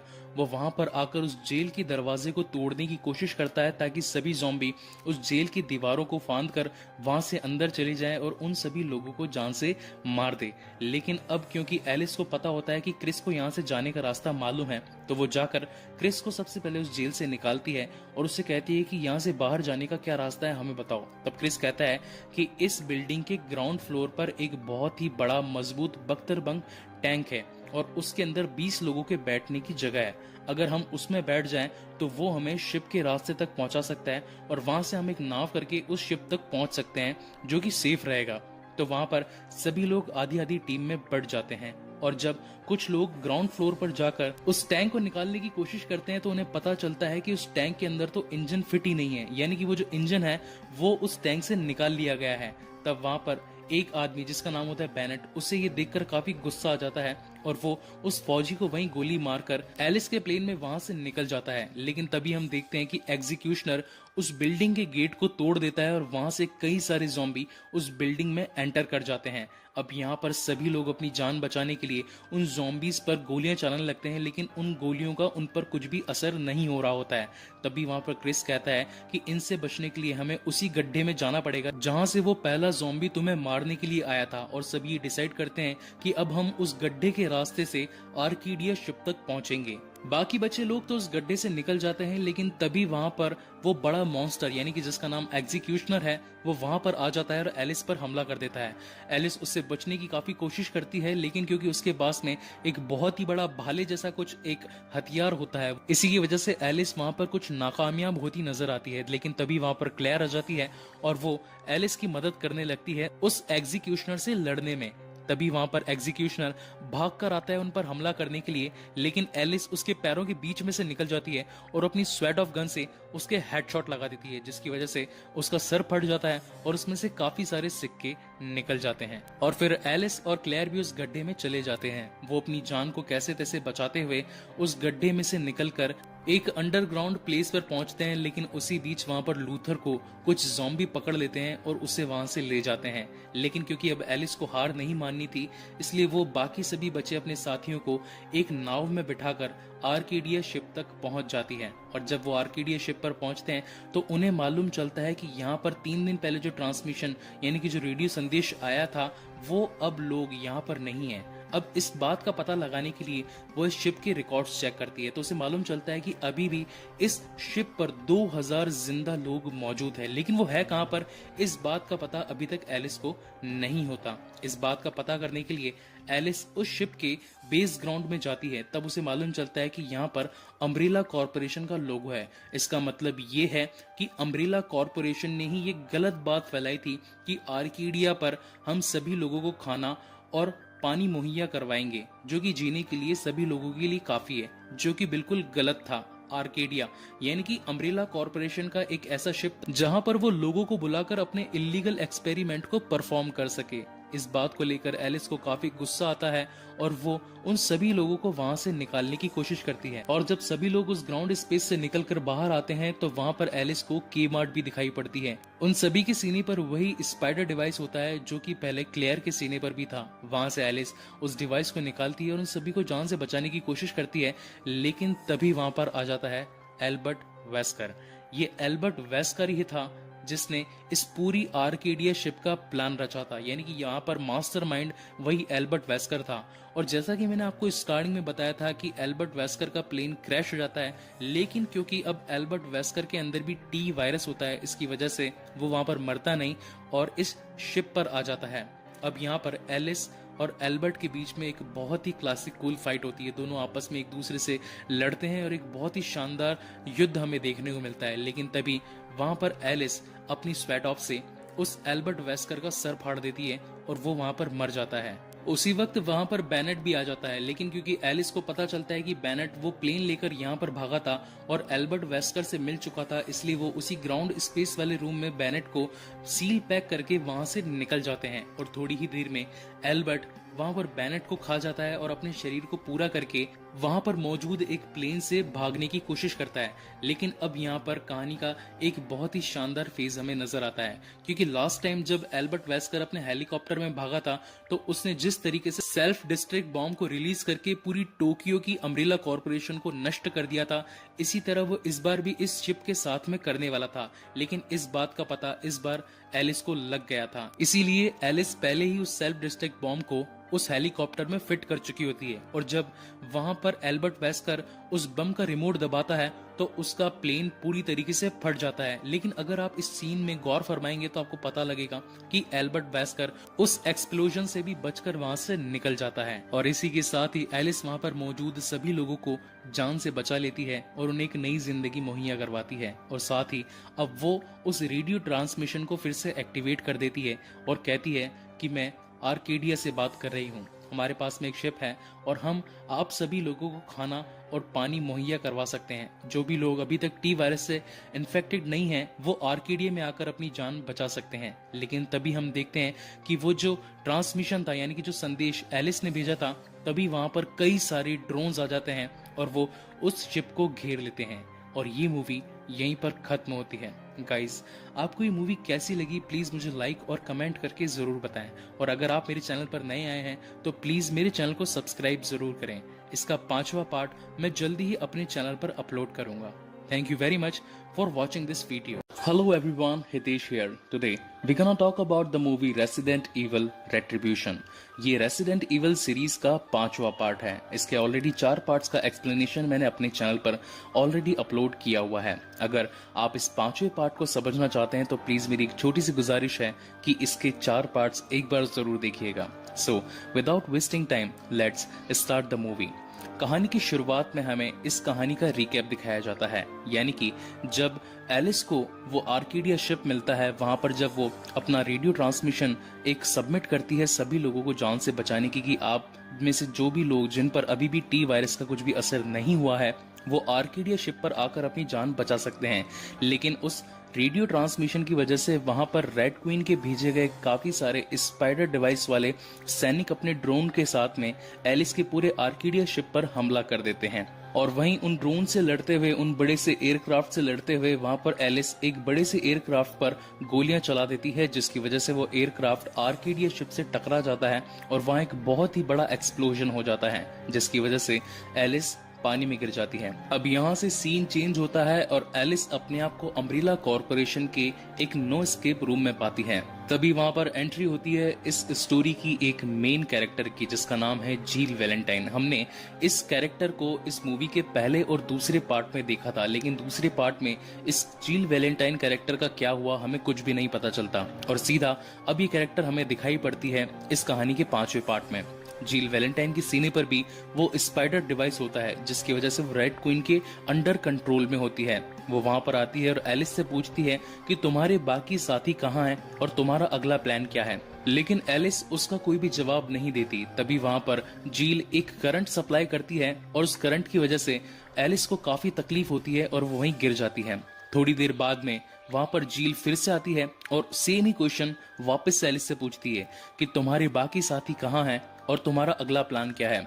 एलिस फिर भी उसका जवाब नहीं देती और वो सेम की सेम प्रक्रिया उस पर वापस दोहरा देती है। ठीक ऐसा 5 से 6 बार होता रहता है, लेकिन तभी हम देखते हैं कि एलिस बेहोश होकर उस नो एस्केप रूम में गिर जाती है और थोड़ी देर बाद वहां पर उस अम्ब्रेला कॉर्पोरेशन की सभी लाइट्स बंद हो जाती है। उसी वक्त नो एस्केप रूम के एक ड्रॉर से वहां पर एलिस को एक नई ड्रेस मिलती है और वहां पर दिखाया जाता है कि अब एलिस के पास में 2 मिनट है इस अम्ब्रेला कॉर्पोरेशन के नो एस्केप रूम से बाहर निकलने के लिए। एलिस फटाफट उन कपड़ों को पहनती है और वहां से बाहर निकल जाती है और जैसे ही वो बाहर निकलती है तो वो पहुंचती है उसी लेजर रूम में और जैसे ही वो लेजर रूम में पहुंचती है वो लेजर रूम एक्टिवेट हो जाता है और साथ ही वो 2 मिनट भी खत्म हो जाते हैं। उन 2 मिनटों के अंदर रेड क्वीन फिर से एक्टिवेट हो जाती है और वो एलिस पर नजर रखनी शुरू कर देती है, लेकिन कैसे तैसे भागते हुए एलिस उस लेजर रूम से बाहर निकल जाती है और पहुंचती है सीधा टोक्यो में। सबसे पहले तो एलिस पास खड़ी एक पुलिस की गाड़ी में से एक बंदूक निकाल लेती है ताकि वो अपनी सुरक्षा कर सके और थोड़ी ही देर में आवाज आती है कि टोक्यो का सिमुलेशन शुरू होने वाला है, इंतजार करें। अब यहाँ पे सिमुलेशन का मतलब मैं आपको बता देता हूँ, क्योंकि अब ये एक ऐसी अम्ब्रेला कॉर्पोरेशन थी जो कि रूस के कामाक्षा नाम के शहर के अंडरग्राउंड बेस में उपस्थित थी। ये दिखाई गई अभी तक की सभी अम्ब्रेला कॉर्पोरेशन की लैब्स में से सबसे बड़ी लैब थी। जैसा कि मैंने आपको बताया कि पहली लैब रैकून सिटी आर्कले माउंटेन्स में थी, दूसरी लैब सॉल्ट लेक सिटी में थी, तीसरी लैब टोक्यो के बेस ग्राउंड में थी और चौथी जो सबसे बड़ी लैब है वो यहाँ पे रूस के अंडरग्राउंड बेस कामाक्षा नाम के शहर में उपस्थित है। यहाँ पर कई सारे देशों के नकली देश बनाए गए थे, यानी कि 300 फीट की ऊंचाई में रहने वाले सभी देशों की कॉपी बनाई गई थी, जैसे कि Tokyo, California, London, Moscow, China और साथ ही रैकून सिटी। जब वहां पर एलिस अपने आप को टोक्यो में पाती है तो वहीं पर सेम टोक्यो का सिमुलेशन चालू हो जाता है। जिस तरीके से हमने लास्ट पार्ट में देखा था कि एक लड़की जो कि टी वायरस से इन्फेक्टेड होती है वो वहां पर एक इंसान को काटती है और देखते ही देखते वहां पर सभी लोग ज़ॉम्बी में बदल जाते हैं और सेम प्रक्रिया इस बार भी स्टार्ट हो जाती है।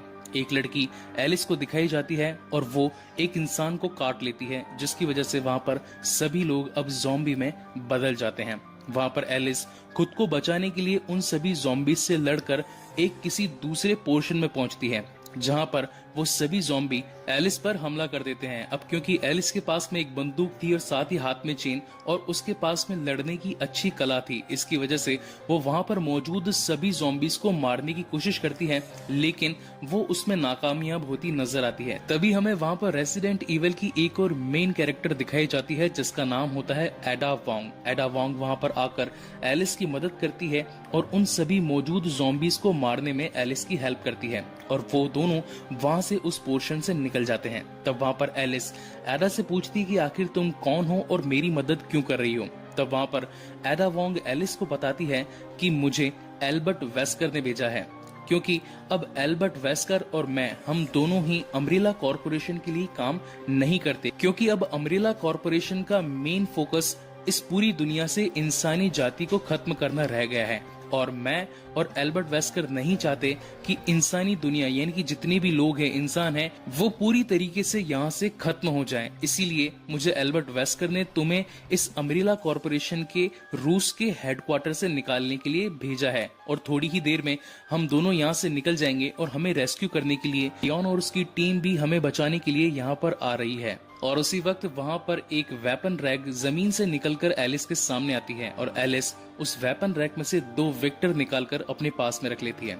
अब यहाँ पर गाइज मैं आप सभी से एक छोटी सी बात कहना चाहता हूँ। रेसिडेंट इवल में दिखाई गई सारी गन्स जितनी भी थी वो मुझे बहुत ही ज्यादा पसंद आई। इसके फर्स्ट पार्ट में, यानी कि रेसिडेंट इवल फर्स्ट पार्ट में जो हमें गन्स दिखाई गई थी वो थी शॉटगन, जो पबजी की मेन गन्स हैं। दूसरी के अंदर हमें दिखाई गई यूजी जो कि एक एसएमजी है।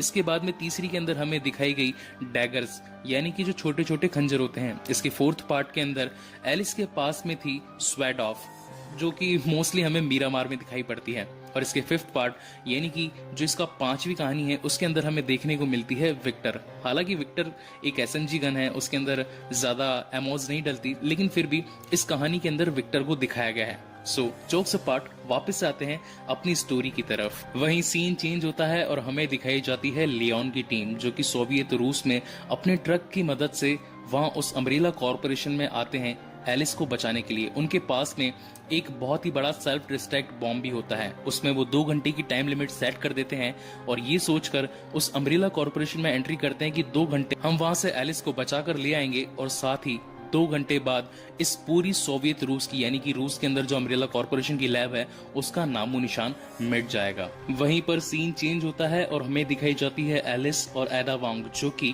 अब टोक्यो के सिमुलेशन से निकलने की कोशिश करती है, लेकिन तभी वहां पर 2 बड़े बड़े एग्जीक्यूशनर ज़ॉम्बी आ जाते हैं और साथ ही वो एलिस और एडा पर हमला करने लगते हैं। लेकिन क्योंकि एलिस काफी फास्ट होती है तो वो उनके पैरों के नीचे से बचकर निकल जाती है, लेकिन तभी वहां पर एग्जीक्यूशनर उस पर भागकर हमला करने लगता है और अपने भाले जैसे हथियार को उस पर फेंक कर मारता है, लेकिन उसका निशाना चूक जाता है और उसका भाला एक टैंक, यानी कि जो पेट्रोल पंप का जो टैंक होता है, उसमें जाकर टकरा जाता है, जिसकी वजह से वहां से पेट्रोल गिरने लगता है। तभी वहां पर एलिस समझ जाती है कि मैं इनको नॉर्मली इस तरीके से नहीं मार सकती, तो वहां पर वो अपने पास में एडा वोंग को बुला लेती है और जो पेट्रोल जमीन पर फैला होता है, एक कार के टैंक में गोलियां चलाकर उस पेट्रोल की मदद से वो वहां पर एक बहुत ही बड़ा एक्सप्लोजन कर देती है, जिसकी वजह से वहां पर दोनों एग्जीक्यूशनर मर जाते हैं। और फिर वो दोनों वहां से रैकून सिटी सिमुलेशन के लिए आगे बढ़ती है। जब वो दोनों रैकून सिटी के सिमुलेशन में पहुंचते हैं तो उन्हें पता चलता है कि रैकून सिटी के अंदर ऑलरेडी ज़ॉम्बीज फैल चुके हैं और रैकून सिटी का हाल काफी बुरा हो चुका है। तभी वहां पर एलिस को लगता है कि पास के घर में कोई एक जिंदा इंसान है, यानी कि अभी तक उस पर टी वायरस का कुछ भी असर नहीं हुआ है, चलो चल के उसे बचाया जाए। जब वो उस घर में पहुंचते हैं तो वहां उन्हें एक बच्ची मिलती है जिसका नाम होता है बैकी। वहां पर जब एलिस उस बैकी को बचाने के लिए पहुंचती है, तभी वहां पर जील वैलेंटाइन अपने कुछ सैनिकों के साथ में उन पर हमला करने के लिए पहुंच जाती है और वहां पर रेन को दिखाया जाता है, जो कि इस कहानी की फर्स्ट पार्ट में हमें दिखाई गई थी। रेन के पास में मेरी favourite M416 with 6x zoom मौजूद होता है, लेकिन फिर भी उसका निशाना चूक जाता है। वहां पर हमें देखने को मिलती है क्लासिक कूल फाइट उन सैनिकों और साथ ही एडा वोंग और एलिस के बीच में, लेकिन कैसे तैसे करके वहां से एलिस बैकी को बचाकर उन सभी की नजरों से बचते हुए एक रेलवे स्टेशन में पहुंचती है। अब वहां पर वो सभी, यानी कि जो गुंडे हैं जो कि जील वैलेंटाइन के साथ में आए हैं, वो एडा वोंग को वहां पर गन पॉइंट पर लेकर किडनैप कर लेते हैं। यहाँ पर सीन चेंज होता है और हमें दिखाई जाती है लियोन की टीम, जो कि अभी मॉस्को सिमुलेशन के अंदर है। जब वो मॉस्को सिमुलेशन के अंदर आगे बढ़ने लगते हैं तो वहां पर कई सारे अनडेड ज़ॉम्बी आ जाते हैं और उन पर हमला करने लगते हैं। उन दोनों के बीच में काफी जंग होती है और दोनों आपस में एक दूसरे के ऊपर काफी गोलीबारियां करते हैं। लेकिन तभी वहां पर एक बहुत ही बड़ा ऊबर लिकर मॉन्स्टर आ जाता है जो कि उन पर भारी पड़ता है। लेकिन उनसे बचाव के लिए वहां पर एलिस आ जाती है और अपनी रोल्स रॉयस कार से उस ऊबर मॉन्स्टर को टक्कर दे देती है, जिसकी वजह से वहां पर ऊबर लिकर मॉन्स्टर गिर जाता है और उन सभी को वहां से बचकर निकलने का टाइम मिल जाता है। अब यहाँ से लियोन की पूरी टीम, एलिस, वो सभी पहुंचते हैं उसी रेलवे स्टेशन के बेस ग्राउंड में जहां पर वो बैकी को छुपा कर आई थी। वहां से सभी लोग आगे मॉस्को सिमुलेशन से निकलने की कोशिश कर ही रहे होते हैं। तभी वहां पर जील वैलेंटाइन और उसके कुछ गुंडे आकर उनका रास्ता रोक लेते हैं। वो उनसे काफी लड़ाई करते हैं, काफी वहां पर गोलीबारी होती है। लेकिन तभी वहां पर एक दूसरा उबर लिकर मॉन्स्टर आ जाता है और वो बैकी को अपने साथ में ले जाता है। हालांकि वहां पर एलिस उस गोलीबारी के अंदर जील वैलेंटाइन की टीम को खत्म कर देती है और वहां से बैकी को बचाने के लिए आगे बढ़ती है। उसके सभी दोस्त यानी कि लियोन की टीम वहां पर एलिस को बोलती है कि नहीं, उसे छोड़ दो, उसे जाने दो, वो क्योंकि एक क्लोन ही है, उसके मर जाने पर हमें कुछ भी फर्क नहीं पड़ेगा। लेकिन तब एलिस कहती है कि वो मेरी बेटी जैसी है और मुझे उसे बचाना ही होगा। और वहां से एलिस बैकी को बचाने के लिए उस ऊबर लिकर मॉन्स्टर के घोंसले में घुस जाती है। वहां पर उसे पता चलता है उसके 2 अंडों में से एक अंडे के अंदर बैकी छुपी हुई है। काफी चालाकी के साथ में वहां पर एलिस उस एक अंडे को तोड़कर उसमें से बैकी को बाहर निकालकर उसे बचा लेती है। लेकिन उसे दूसरे अंडे के अंदर एक ऐसा इंसान यानी कि एक ऐसा फौजी दिखता है जिसके पास में कई सारे बम थे। वो उस बम को अपने साथ में लेकर वहां से निकल जाती है। लेकिन उसी बीच वहां पर रेड क्वीन उस पूरी अम्ब्रेला कॉर्पोरेशन यानी कि जो रूस के अंडरग्राउंड में जो पूरी लैब है उसकी इलेक्ट्रिसिटी को बंद कर देती है, जिसकी वजह से अब वहां की लिफ्ट भी बंद हो जाती है ताकि कोई भी वहां से निकलकर भाग ना पाए। एलिस बैकी को बचाकर वहां से भागने लगती है। तभी वो पहुंचते हैं एक बहुत ही बड़े सेक्शन में जहां पर दिखाई पड़ते हैं हमें कई सारे क्लोन जो कि बनाए गए थे अम्ब्रेला कॉर्पोरेशन के द्वारा। उन सभी क्लोन्स का काम था कि नकली बनाए गए शहर में एक नकली एनवायरनमेंट बनाकर उसकी पूरी वीडियो रिकॉर्डिंग करी जाए और एक टी वायरस का प्रकोप किस तरीके से फैला जाता है उसको सब कुछ रिकॉर्ड करके दूसरे देश के अंदर बेचा जाए। अब यहाँ पर अम्ब्रेला कॉर्पोरेशन का एक बहुत ही खास खुलासा हमें देखने को मिलता है। अम्ब्रेला कॉर्पोरेशन जो कि एक बायोमैकेनिकल टी वायरस पर काम कर रही होती है, उनका मेन काम ये होता है कि किसी एक देश में वायरस को फैलाओ और दूसरे देश को उसका एंटीडोट बेच दो ताकि उन्हें कई सारा मुनाफा हो और वो अपना काम फिर से जारी रख सकें। अब यहाँ पर एलिस को लगता है कि अगर ये क्लोन अब जिंदा रहेंगे या फिर और बनते रहेंगे तो ये अम्ब्रेला कॉर्पोरेशन का काम कभी भी बंद नहीं होगा। इसलिए अब मुझे यहाँ पर बम लगाना ही पड़ेगा ताकि ये पूरी लैब नष्ट हो जाए और आज के बाद टी वायरस का नामो निशान मिट जाए। उसी वक्त वहाँ पर एक और ऊबर लिकर मॉन्स्टर आ जाता है और वहाँ पर एलिस से लड़ने लगता है। लेकिन क्योंकि अब एलिस के पास में विक्टर होती है तो उसकी मदद से वो उस ऊबर लिकर मॉन्स्टर को वहीं पर जान से मार देती है और आगे अपने दोस्तों के पास पहुंचती है। तब वहां पर सभी दोस्त कहते हैं कि ये लिफ्ट तो बंद हो चुकी है क्योंकि रेड क्वीन ने यहाँ की इलेक्ट्रिसिटी को बंद कर दिया है, अब हम यहाँ से कैसे निकलेंगे। तब वहां पर एलिस उस चुराए गए बम को उस लिफ्ट के नीचे फिट कर देती है, जिसकी वजह से वहां पर एक बहुत ही बड़ा एक्सप्लोजन होता है और पानी उस पूरी लैब के अंदर आ जाता है। अब क्योंकि पानी लैब के अंदर आ जाता है तो उस पानी के दबाव से वो लिफ्ट जमीन के तल तक आ जाती है और उन सभी की जान बच जाती है। और हम देखते हैं कि वहां पर एलिस को वो टीम पूरी रेस्क्यू कर वहां से निकलने लगती है। लेकिन तभी वहां पर जील वैलेंटाइन अपनी एक पनडुब्बी के साथ में जमीन के तल तक आ जाती है और उन पर गोलीबारी चालू कर देती है। तब वहां पर एलिस जील से कहती है कि तुम्हारी लड़ाई मुझसे है, इन बेचारों का क्या दोष, अगर तुम्हें लड़ना ही है तो मुझसे लड़ो। अब हमें वहां पर दिखाई जाती है जील वैलेंटाइन और एलिस के बीच में एक बहुत ही खतरनाक फाइट।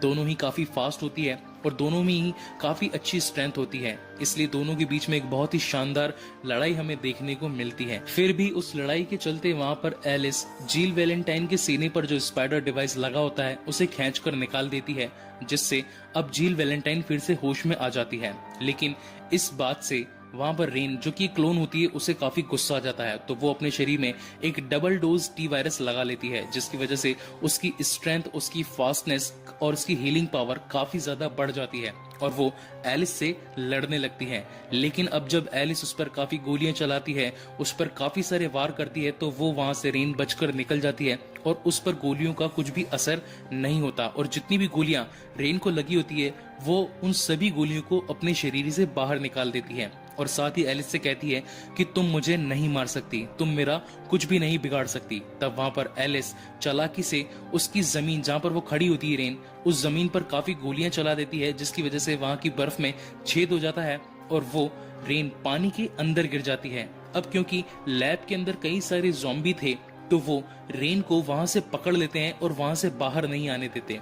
रेन काफी कोशिश करती है उन ज़ॉम्बी से बचने की, लेकिन वो सभी ज़ॉम्बी रेन को पानी में पकड़कर ले जाते हैं और इसी के साथ अम्ब्रेला कॉरपोरेशन का ये लैब भी तबाह हो जाता है। अब रेस्क्यू करने आए जो लियोन की टीम थी वो वहां से एलिस, बैकी और साथ ही जील वैलेंटाइन को एक हेलीकॉप्टर में बिठाकर व्हाइट हाउस की तरफ ले जाते हैं, जैसा कि एल्बर्ट वेस्कर ने कहा था। जब वो सभी लोग व्हाइट हाउस में पहुंचते हैं तो वहां पर उन्हें मिलता है एल्बर्ट वेस्कर। हालांकि एल्बर्ट वेस्कर के अंदर अभी भी टी वायरस का असर होता है और वो अब इन सब से यानी कि पूरी दुनिया में जो टी वायरस फैल चुका होता है उससे परेशान हो चुका होता है और उसके पास अब लड़ने का कोई भी सहारा नहीं होता। इसलिए वो फिर से अपने टी वायरस का इंजेक्शन एलिस के गर्दन में लगा देता है, जिसकी वजह से एलिस की गई हुई सारी शक्तियां वापस से आ जाती है। और यहाँ पर हमें दिखाया जाता है कि एल्बर्ट वेस्कर, एलिस, जील वैलेंटाइन, लियोन की टीम अब लड़ने के लिए तैयार हैं उन सभी ज़ॉम्बीज से जो कि इस पूरी दुनिया पर कहर बरसा रहे हैं। और इसी के साथ ये मूवी यहीं पर खत्म होती है। गाइस, आपको ये मूवी कैसी लगी प्लीज मुझे लाइक और कमेंट करके जरूर बताएं। इसका छठा और लास्ट पार्ट मैं जल्दी ही अपने चैनल पर अपलोड करूंगा और अगर आपको ये वीडियोस अच्छे लगते हो तो प्लीज मेरे चैनल को सब्सक्राइब जरूर करें। Thank you very much for watching this video. Hello everyone, Hitesh here. Today we're gonna talk about the movie Resident Evil Final Chapter. ये इस सीरीज की छठी और आखिरी कहानी है। So without wasting time, let's start the movie. इस कहानी की शुरुआत में हमें बीते हुए 5 पार्ट्स का एक शॉर्ट एक्सप्लेनेशन देखने को मिलता है। हमें ये पता चलता है कि रैकून सिटी में एक हाइव नाम की लेबोरेटरी यानी कि एक लैब है जहां पर टी वायरस की बायोमैकेनिकल ट्यूब टूट जाती है, जिसकी वजह से उस पूरे लैब में और साथ ही उस लैब से बाहर निकलकर रैकून सिटी में भी वो पूरा टी वायरस अपना प्रकोप यानी कि कहर मचा देता है और देखते ही देखते पूरी दुनिया उस टी वायरस की चपेट में आ जाती है, जिसकी वजह से सभी जिंदा लोग ज़ॉम्बी में बदल जाते हैं। और यहाँ से अब कहानी शुरू होती है हमारे फाइनल चैप्टर की तरफ। हम ये देखते हैं कि एलिस अब वॉशिंगटन सिटी जो कि अब तबाह हो चुकी है वहां पर एक कोने के अंदर पड़ी होती है। जब उसकी आंख खुलती है तो उसे पता चलता है कि वॉशिंगटन सिटी अब पूरी तरीके से तबाह हो चुकी है, सभी लोग ज़ॉम्बी में बदल चुके हैं और अब कोई भी रहने लायक जगह नहीं बची है। अब क्योंकि वो उठती है तो उसे प्यास लगती है, वो पास ही के एक तालाब में पानी पीने के लिए जाती है, लेकिन तभी वहां पर एक डेड वॉकिंग ज़ॉम्बी आ जाता है और उस पर हमला कर देता है। लेकिन क्योंकि अब एलिस काफी सारे ज़ॉम्बियों से लड़ चुकी होती है तो उसे सब कुछ पता है कि कौन सा ज़ॉम्बी किस तरीके से वार करेगा और वहीं वो उस डेड वॉकिंग ज़ॉम्बी को जान से मार देती है और वहां से आगे की ओर निकल जाती है। लेकिन तभी हम देखते हैं कि वहां पर एक फ्लाइंग बैट ज़ॉम्बी आ जाता है जो कि साइज में काफी बड़ा होता है। एलिस उससे बचने के लिए वहां पर मौजूद एक गाड़ी में बैठ जाती है और वहां से बचकर भागने लगती है, लेकिन क्योंकि वो ज़ॉम्बी इतना बड़ा और इतना शक्तिशाली होता है कि वो उस कार की छत फाड़ देता है और साथ ही एलिस पर काफी हमला करता है उसे जान से मारने के लिए। लेकिन एलिस काफी होशियार होती है और वो एक क्रेन के नीचे से निकल जाती है, जिससे वो बड़ा मॉन्स्टर उस क्रेन से टकरा जाता है और वहां पर एक बहुत ही जोर का ब्लास्ट हो जाता है। उसकी वजह से उस ब्लास्ट की वेव्स पूरी दुनिया में फैल जाती है और उसी वजह से रेड क्वीन को भी एलिस की नई लोकेशन का पता चल जाता है। जब एलिस उस कार से निकलती है तो वहां के जो सायरन होते हैं वो बजने लगते हैं। तब उसे पता लगता है कि यहाँ के जो सिविलियन कैमरा है यानी कि जो सीसीटीवी कैमरा है उसके अंदर रेड क्वीन ने उसे डिटेक्ट कर लिया है और अब रेड क्वीन एलिस से कांटेक्ट करने की कोशिश करती है। चलते चलते एलिस एक किसी छोटे तहखाने में पहुंचती है जहां पर उसे कुछ गन, कुछ चाकू और साथ ही लड़ने के कुछ औजार मिलते हैं। लेकिन तभी वहां पर एकदम से रेड क्वीन आ जाती है और रेड क्वीन एलिस को कहती है कि मैं तुम्हारी मदद करना चाहती हूँ। तब वहां पर एलिस रेड क्वीन को कहती है कि आखिर तुम ऐसा क्यों करना चाहती हो, क्योंकि तुम तो हमेशा से मुझे मारना चाहती थी और तुम ही ने ही ये पूरा वायरस इस दुनिया में फैलाया है, तो आखिर मैं तुम्हारी बात क्यों मानूं। तब वहां पर रेड क्वीन एलिस से कहती है कि ऐसा नहीं है, इसके पीछे कुछ राज छिपा है। अब यहाँ पर इस कहानी का सबसे बड़ा खुलासा होता है। वहां पर रेड क्वीन एलिस से कहती है कि अभी भी इस पूरी दुनिया में 4,472 लोग जिंदा हैं जो कि टी वायरस से इन्फेक्टेड नहीं है, और तुम्हारे पास अब सिर्फ और सिर्फ 48 घंटे उन सभी लोगों को बचाने के लिए। मेरे पास में हाइव लैब के अंदर एक एयरबोर्न एंटीवायरस डोट यानी कि उस टी वायरस का एंटीडोट मौजूद है। अगर तुम हाइव लैब में पहुंचकर उस टी वायरस के एंटीडोट यानी कि एयरबोर्न एंटीवायरस को एयर में रिलीज कर दो तो उन सभी यानी कि 4,472 लोगों की जान भी बच सकती है, और साथ ही जितने लोग ज़ॉम्बी बने हैं उनका असर भी खत्म हो जाएगा। तब वहां पर एलिस कहती है कि मैं इन सभी बातों पर तुम पर विश्वास नहीं कर सकती, क्योंकि मैंने इससे पहले एल्बर्ट वेस्कर पर भी भरोसा किया था, लेकिन वो मुझे धोखा देकर भाग गया। तब वहां पर रेड क्वीन एलिस को बताती है कि इसके पीछे एल्बर्ट वेस्कर की ही चाल थी। उसे वॉशिंगटन सिटी से रैकून सिटी में आकर अपने आप को क्रियोजेनिक स्टोरेज में स्टोर करना था, यानी कि डीप स्लीप में जाना था। इसकी वजह से उसने तुम्हें तुम्हारी शक्तियां वापस दी और सभी ज़ॉम्बीज से लड़ने के लायक बनाया, ताकि वो वॉशिंगटन से निकलकर हाइव लैब यानी कि रैकून सिटी तक पहुंच सके। अगर तुम रैकून सिटी में आकर उस एंटीवायरस यानी कि जो एयरबोर्न एंटीवायरस है उसे हवा में फैला दो तो तुम्हारा काम बन सकता है, और साथ ही सभी लोग इसकी चपेट से छूट सकते हैं। यहीं पर सीन चेंज होता है और हम देखते हैं कि अब एलिस रैकून सिटी के लिए वॉशिंगटन से निकल चुकी होती है, और उसके पास में अब होते हैं सिर्फ और सिर्फ 48 घंटे लैब से उस एयरबोर्न एंटीवायरस को निकालकर पूरी दुनिया में फैलाने के लिए। लेकिन जब वो वहां से निकल रही होती है तब कुछ सैनिक आकर उसका रास्ता रोक लेते हैं और उसे बंदी बनाकर एक टैंक में कैद कर लेते हैं। वहां पर इस कहानी का एक और बड़ा खुलासा होता है। वहां पर हमें देखने को मिलता है डॉक्टर आइजैक्स, जो कि इस पूरी कहानी के तीसरे पार्ट में मारा गया था एलिस के द्वारा। जब एलिस उसे देखती है तो वो शॉक हो जाती है। तब उसे पता चलता है कि उसने असली डॉक्टर आइजैक्स को नहीं मारा, उसने मारा था उसके क्लोन को। तब वहां पर डॉक्टर आइजैक्स कहता है कि तुम एक नास्तिक हो, और नास्तिकों के साथ हम क्या करते हैं तुम सब लोगों को पता ही होगा। वहां पर कई सारे और भी कैदी होते हैं और वो कैदी मिलकर चिल्लाने लगते हैं कि इसे बाहर भेज दो ज़ॉम्बीज के पास, बाहर भेज दो ज़ॉम्बीज के पास में। तब वहां पर डॉक्टर आइजैक्स एलिस के हाथ बांध देता है और अपने टैंक के पीछे उसे दौड़ाने लगता है, और उसी के साथ में कई सारे ज़ॉम्बी एलिस के पीछे उसे मारने के लिए भागते रहते हैं। गाइज, उस सीन के वीएफएक्स और इस कहानी की डायरेक्शन इतनी अच्छी कि मैं समझता हूँ कि रेसिडेंट इविल के सभी पार्ट्स में से ये 6th पार्ट सबसे ज्यादा इंटरेस्टिंग और सबसे ज्यादा अच्छा है। तो चलिए वापस से कहानी की तरफ आते हैं। यहाँ पर एलिस चालाकी से उन सभी ज़ॉम्बीज से भागकर टैंक के अंदर काफी उन दुश्मनों को मार देती है, और साथ ही वहां पर डॉक्टर आइजैक्स का हाथ भी काट देती है, और टैंक में पड़ी एक बाइक से वहां से भाग जाती है और जल्दी से जल्दी रैकून सिटी पहुंचने की कोशिश करती है।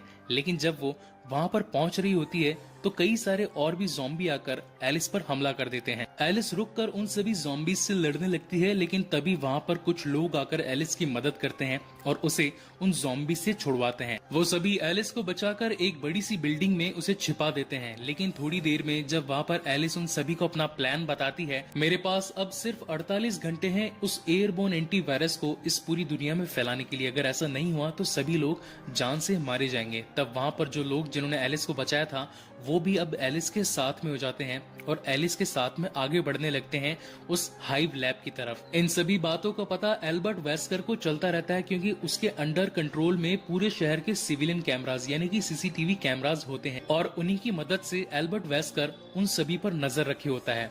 जब वो सभी लोग हाइव लैब तक पहुंचने वाले होते हैं तब वहां पर एल्बर्ट वेस्कर उन पर कुछ ज़ॉम्बी कुत्ते छोड़ देता है। अब वो ज़ॉम्बी कुत्ते सभी मिलकर एलिस और एलिस की टीम पर हमला करने लगते हैं, लेकिन काफी चालाकी के साथ एलिस और एलिस की टीम उन सभी कुत्तों को चकमा देकर वहां से भाग जाते हैं और मेन वहां पर हाइव की गेट तक पहुंच जाते हैं। तब वहां पर एल्बर्ट वेस्कर पूरी की पूरी हाइव को सील कर देता है, यानी कि जिस गेट से उन लोगों ने एंट्री ली थी अब वो गेट भी बंद होने जा रहा था। कैसे तैसे करके वो उस गेट से अंदर पहुंच जाते हैं, लेकिन तभी वहां पर एल्बर्ट वेस्कर उस कमरे की टरबाइन को स्टार्ट कर देता है, जिसकी वजह से सभी लोग उस टरबाइन की ओर खींचे चले जाते हैं। वो उस टरबाइन से बचने की काफी कोशिश करते हैं, लेकिन इस कोशिश में वो नाकामयाब होते हैं और उनका एक साथी उस टरबाइन में कटकर मर जाता है। लेकिन उसके कटने से वो टरबाइन भी वहां पर बंद हो जाती है और सभी साथी आगे बढ़ने लगते हैं उस एयरबोर्न एंटीवायरस की तरफ।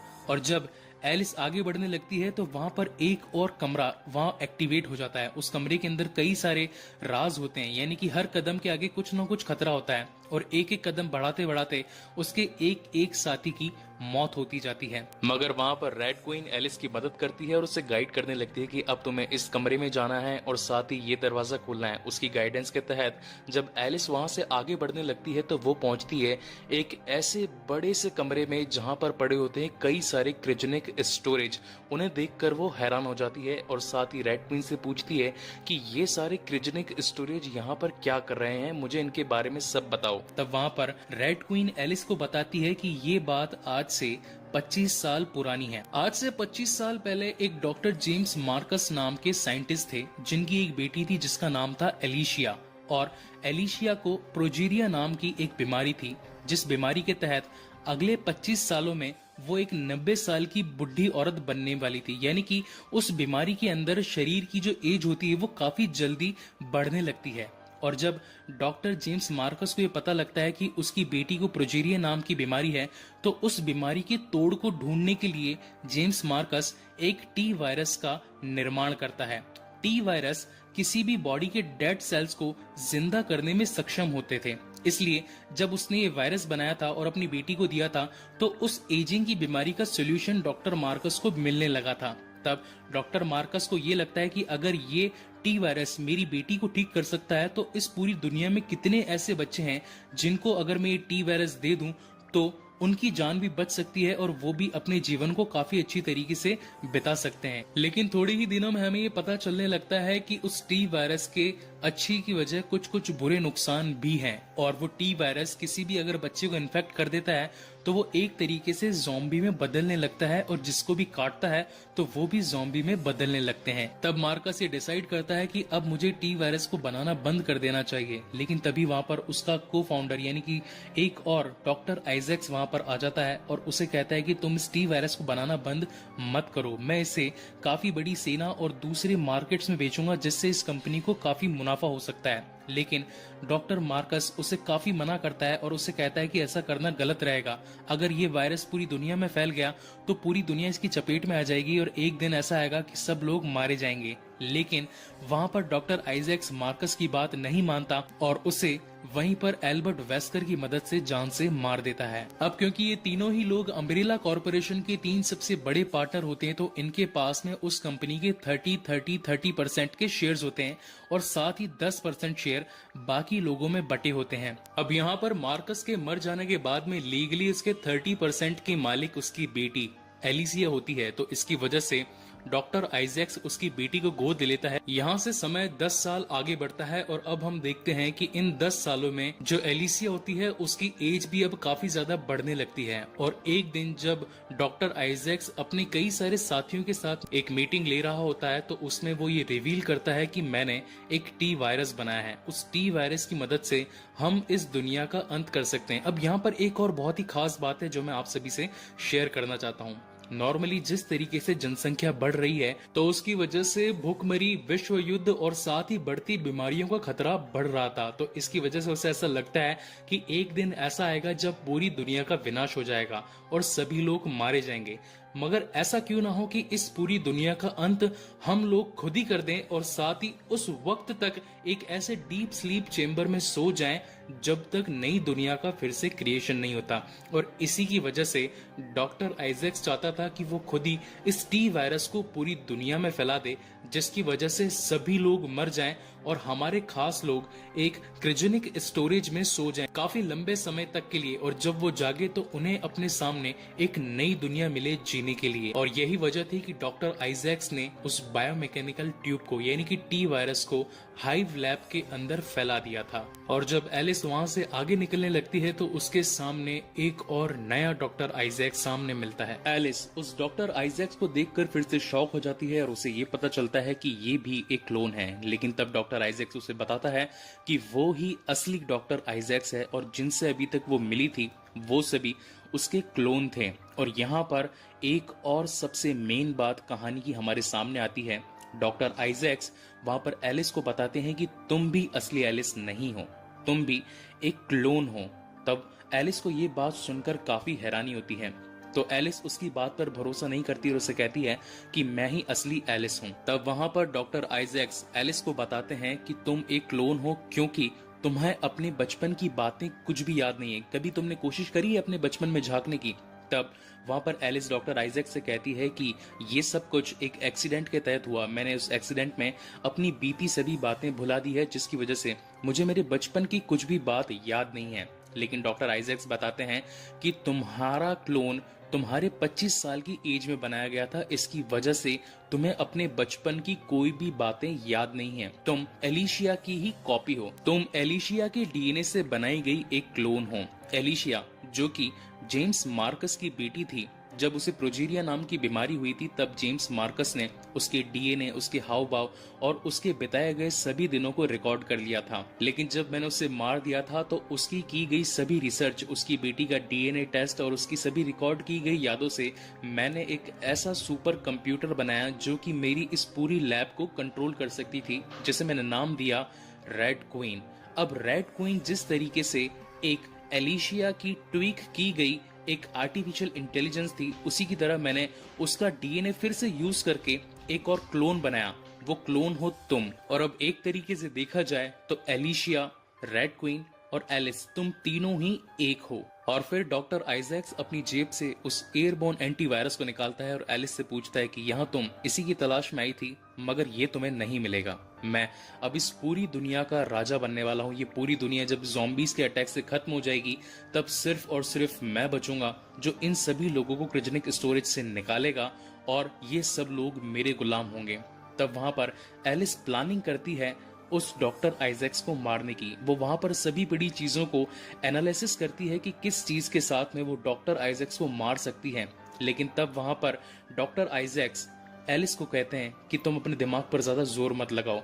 जो भी चीजों को तुमने एनालिस किया है मैं उन्हें तुमसे पहले ही ऑलरेडी एनालिस कर चुका हूँ, और अगर तुम मुझ पर जो वार करो उसका पता पहले से ही मुझे चल जाएगा, क्योंकि जिस टी वायरस से तुम इन्फेक्टेड हो उसी टी वायरस को मैंने भी अपने शरीर में इंजेक्ट किया, और मेरे अंदर तुमसे ज्यादा सुपर स्ट्रेंथ, सुपर फास्टनेस और काफी तेज दिमाग है। तो ये गलती कभी मत करना मुझे जान से मारने की। और वो उस एंटीवायरस को अपनी जेब में डालकर वहां से निकलने लगता है। उसी वक्त वहां पर एल्बर्ट वेस्कर भी आ जाता है और गन पॉइंट पर एलिस और क्लेयर को ले लेता है। लेकिन वहां पर एलिशिया भी आ जाती है और एल्बर्ट वेस्कर से बात करने लगती है और उसे ये बताती है कि तुम भी कंपनी के एक कोऑर्डिनेटर हो, यानी कि मेरे पास में अभी भी 30% इस कंपनी के शेयर्स हैं और मैं अपनी पावर के थ्रू तुम्हें फायर करती हूँ। और जैसे ही एलिशिया एल्बर्ट वेस्कर को फायर करती है वहां पर रेड क्वीन उस डॉक्टर एल्बर्ट वेस्कर को नुकसान पहुंचा देती है और एलिस को वहां से भागने का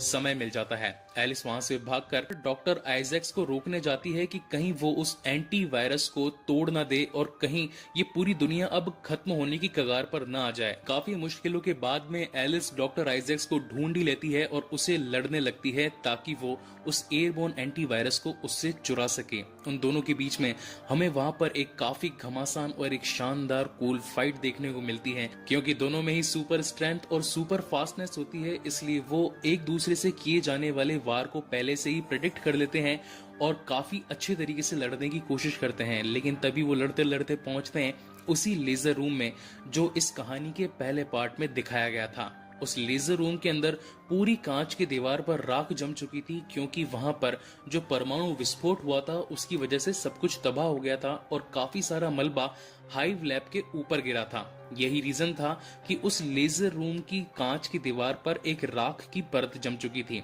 लेकिन जब वो लड़ते लड़ते उस लेजर रूम में पहुंचते हैं तो वहां पर डॉक्टर आइजैक्स लेजर रूम के कुछ कमांड एक्टिवेट कर देता है खुद के हिसाब से और वहां पर एलिस से लड़ने लगता है।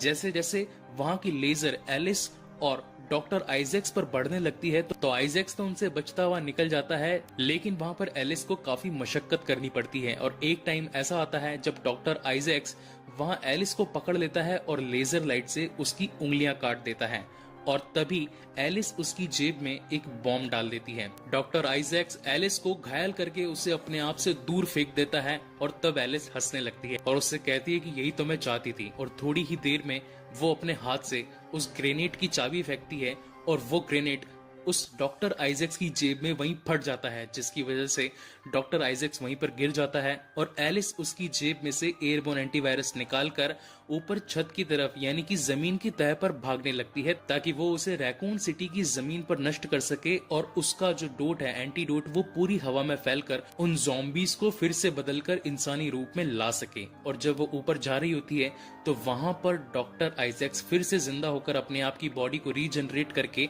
वहां पर एलिस से लड़ने पहुंच जाता है। लेकिन यहाँ पर कहानी में एक और ट्विस्ट आता है। वो जो पहला डॉक्टर आइजैक्स था जिसका हाथ इस मूवी के अंदर एलिस ने काटा था, वहां पर वो भी पहुंच जाता है और जब दोनों डॉक्टर आइजैक्स एक दूसरे को देखते हैं तो दोनों आपस में लड़ने लगते हैं और दोनों कहते हैं कि मैं असली हूं, मैं असली हूं। लेकिन जो असली डॉक्टर आइजैक्स होता है वो कहता है कि बेवकूफ, I am the real you. और ये बात सुनकर नकली डॉक्टर आइजैक्स को गुस्सा आ जाता है और वो चाकू से असली वाले को मार देता है। अब क्योंकि जो नकली वाला डॉक्टर आइजैक्स था उसके अंदर सुपर स्ट्रेंथ और फास्टनेस नहीं थी, उसी की वजह से एलिस वहां पर उसे मार देती है और साथ ही उस एयरबोर्न एंटीवायरस की ट्यूब को जमीन पर तोड़ देती है, जिसकी वजह से वहां पर जितने भी लोग जो ज़ॉम्बी बने हुए थे जो एलिस पर हमला कर रहे थे वो वहीं पर गिर जाते हैं और उन पर अब धीरे धीरे उस एंटीवायरस का असर होने लगता है। लेकिन उस एंटीवायरस के असर से एलिस भी वहीं पर गिर जाती है। अब यहाँ से अगले सीन में हमें दिखाया जाता है कि सुबह हो जाती है, लेकिन सुबह एलिस की आंख खुल जाती है। अब यहाँ पर एलिस सोचती है कि मुझे तो इस एंटीवायरस के डोट यानी कि ये जो एंटीडोट था इसकी वजह से तो मुझे मर जाना चाहिए था, क्योंकि मेरे शरीर के अंदर भी टी वायरस है और ये एक एंटी वायरस यानी कि टी वायरस का तोड़ है, तो मैं जिंदा क्यों हूँ। तब वहां पर क्लेयर आ जाती है और एलिस को बताती है अब तुम्हारे डीएनए ने इस क्लोन शरीर के साथ में इस तरीके से मोल्डिंग करी है कि तुम्हारा शरीर भी अब एक असली शरीर के रूप में बिहेव करने लगा था, और साथ ही मुझे एलिशिया ने उसकी यादें तुम्हें देने के लिए कहा है। और वहां पर जब एलिस उसकी यादों को खोल के देखती है तो हमें एलिशिया का बचपन दिखाया जाता है, जहां पर उसकी एज कुछ 10 या 12 साल थी और वो अपने पिता के साथ काफी खुश थी। और इन्हीं यादों के साथ में अब एलिस इस पूरी दुनिया में अपनी एक नई जर्नी की शुरुआत करती है, क्योंकि अभी भी इस दुनिया में 4472 लोग जिंदा थे जो कि टी वायरस से इन्फेक्टेड नहीं थे। और यहीं पर ये कहानी खत्म होती है। गाइस, आपको ये कहानी कैसी लगी प्लीज मुझे लाइक और कमेंट करके जरूर बताएं। और अगर आपको मेरे वीडियोस अच्छे लगते हो तो प्लीज इस चैनल को सब्सक्राइब जरूर करें। इसके बाद में मैं अपने चैनल पर कंप्लीट MCU यानी कि मार्वल सिनेमैटिक यूनिवर्स की पूरी सीरीज लाने वाला हूं। तो जिस तरीके से आपने अपना सपोर्ट मुझे मेरे पुराने वीडियोस पर दिया था, मैं चाहता हूं कि आने वाली इस सीरीज को भी आप अपना फुल सपोर्ट और फुल लव दें। So thank you so much guys for watching this video. मिलते हैं अगले वीडियो में।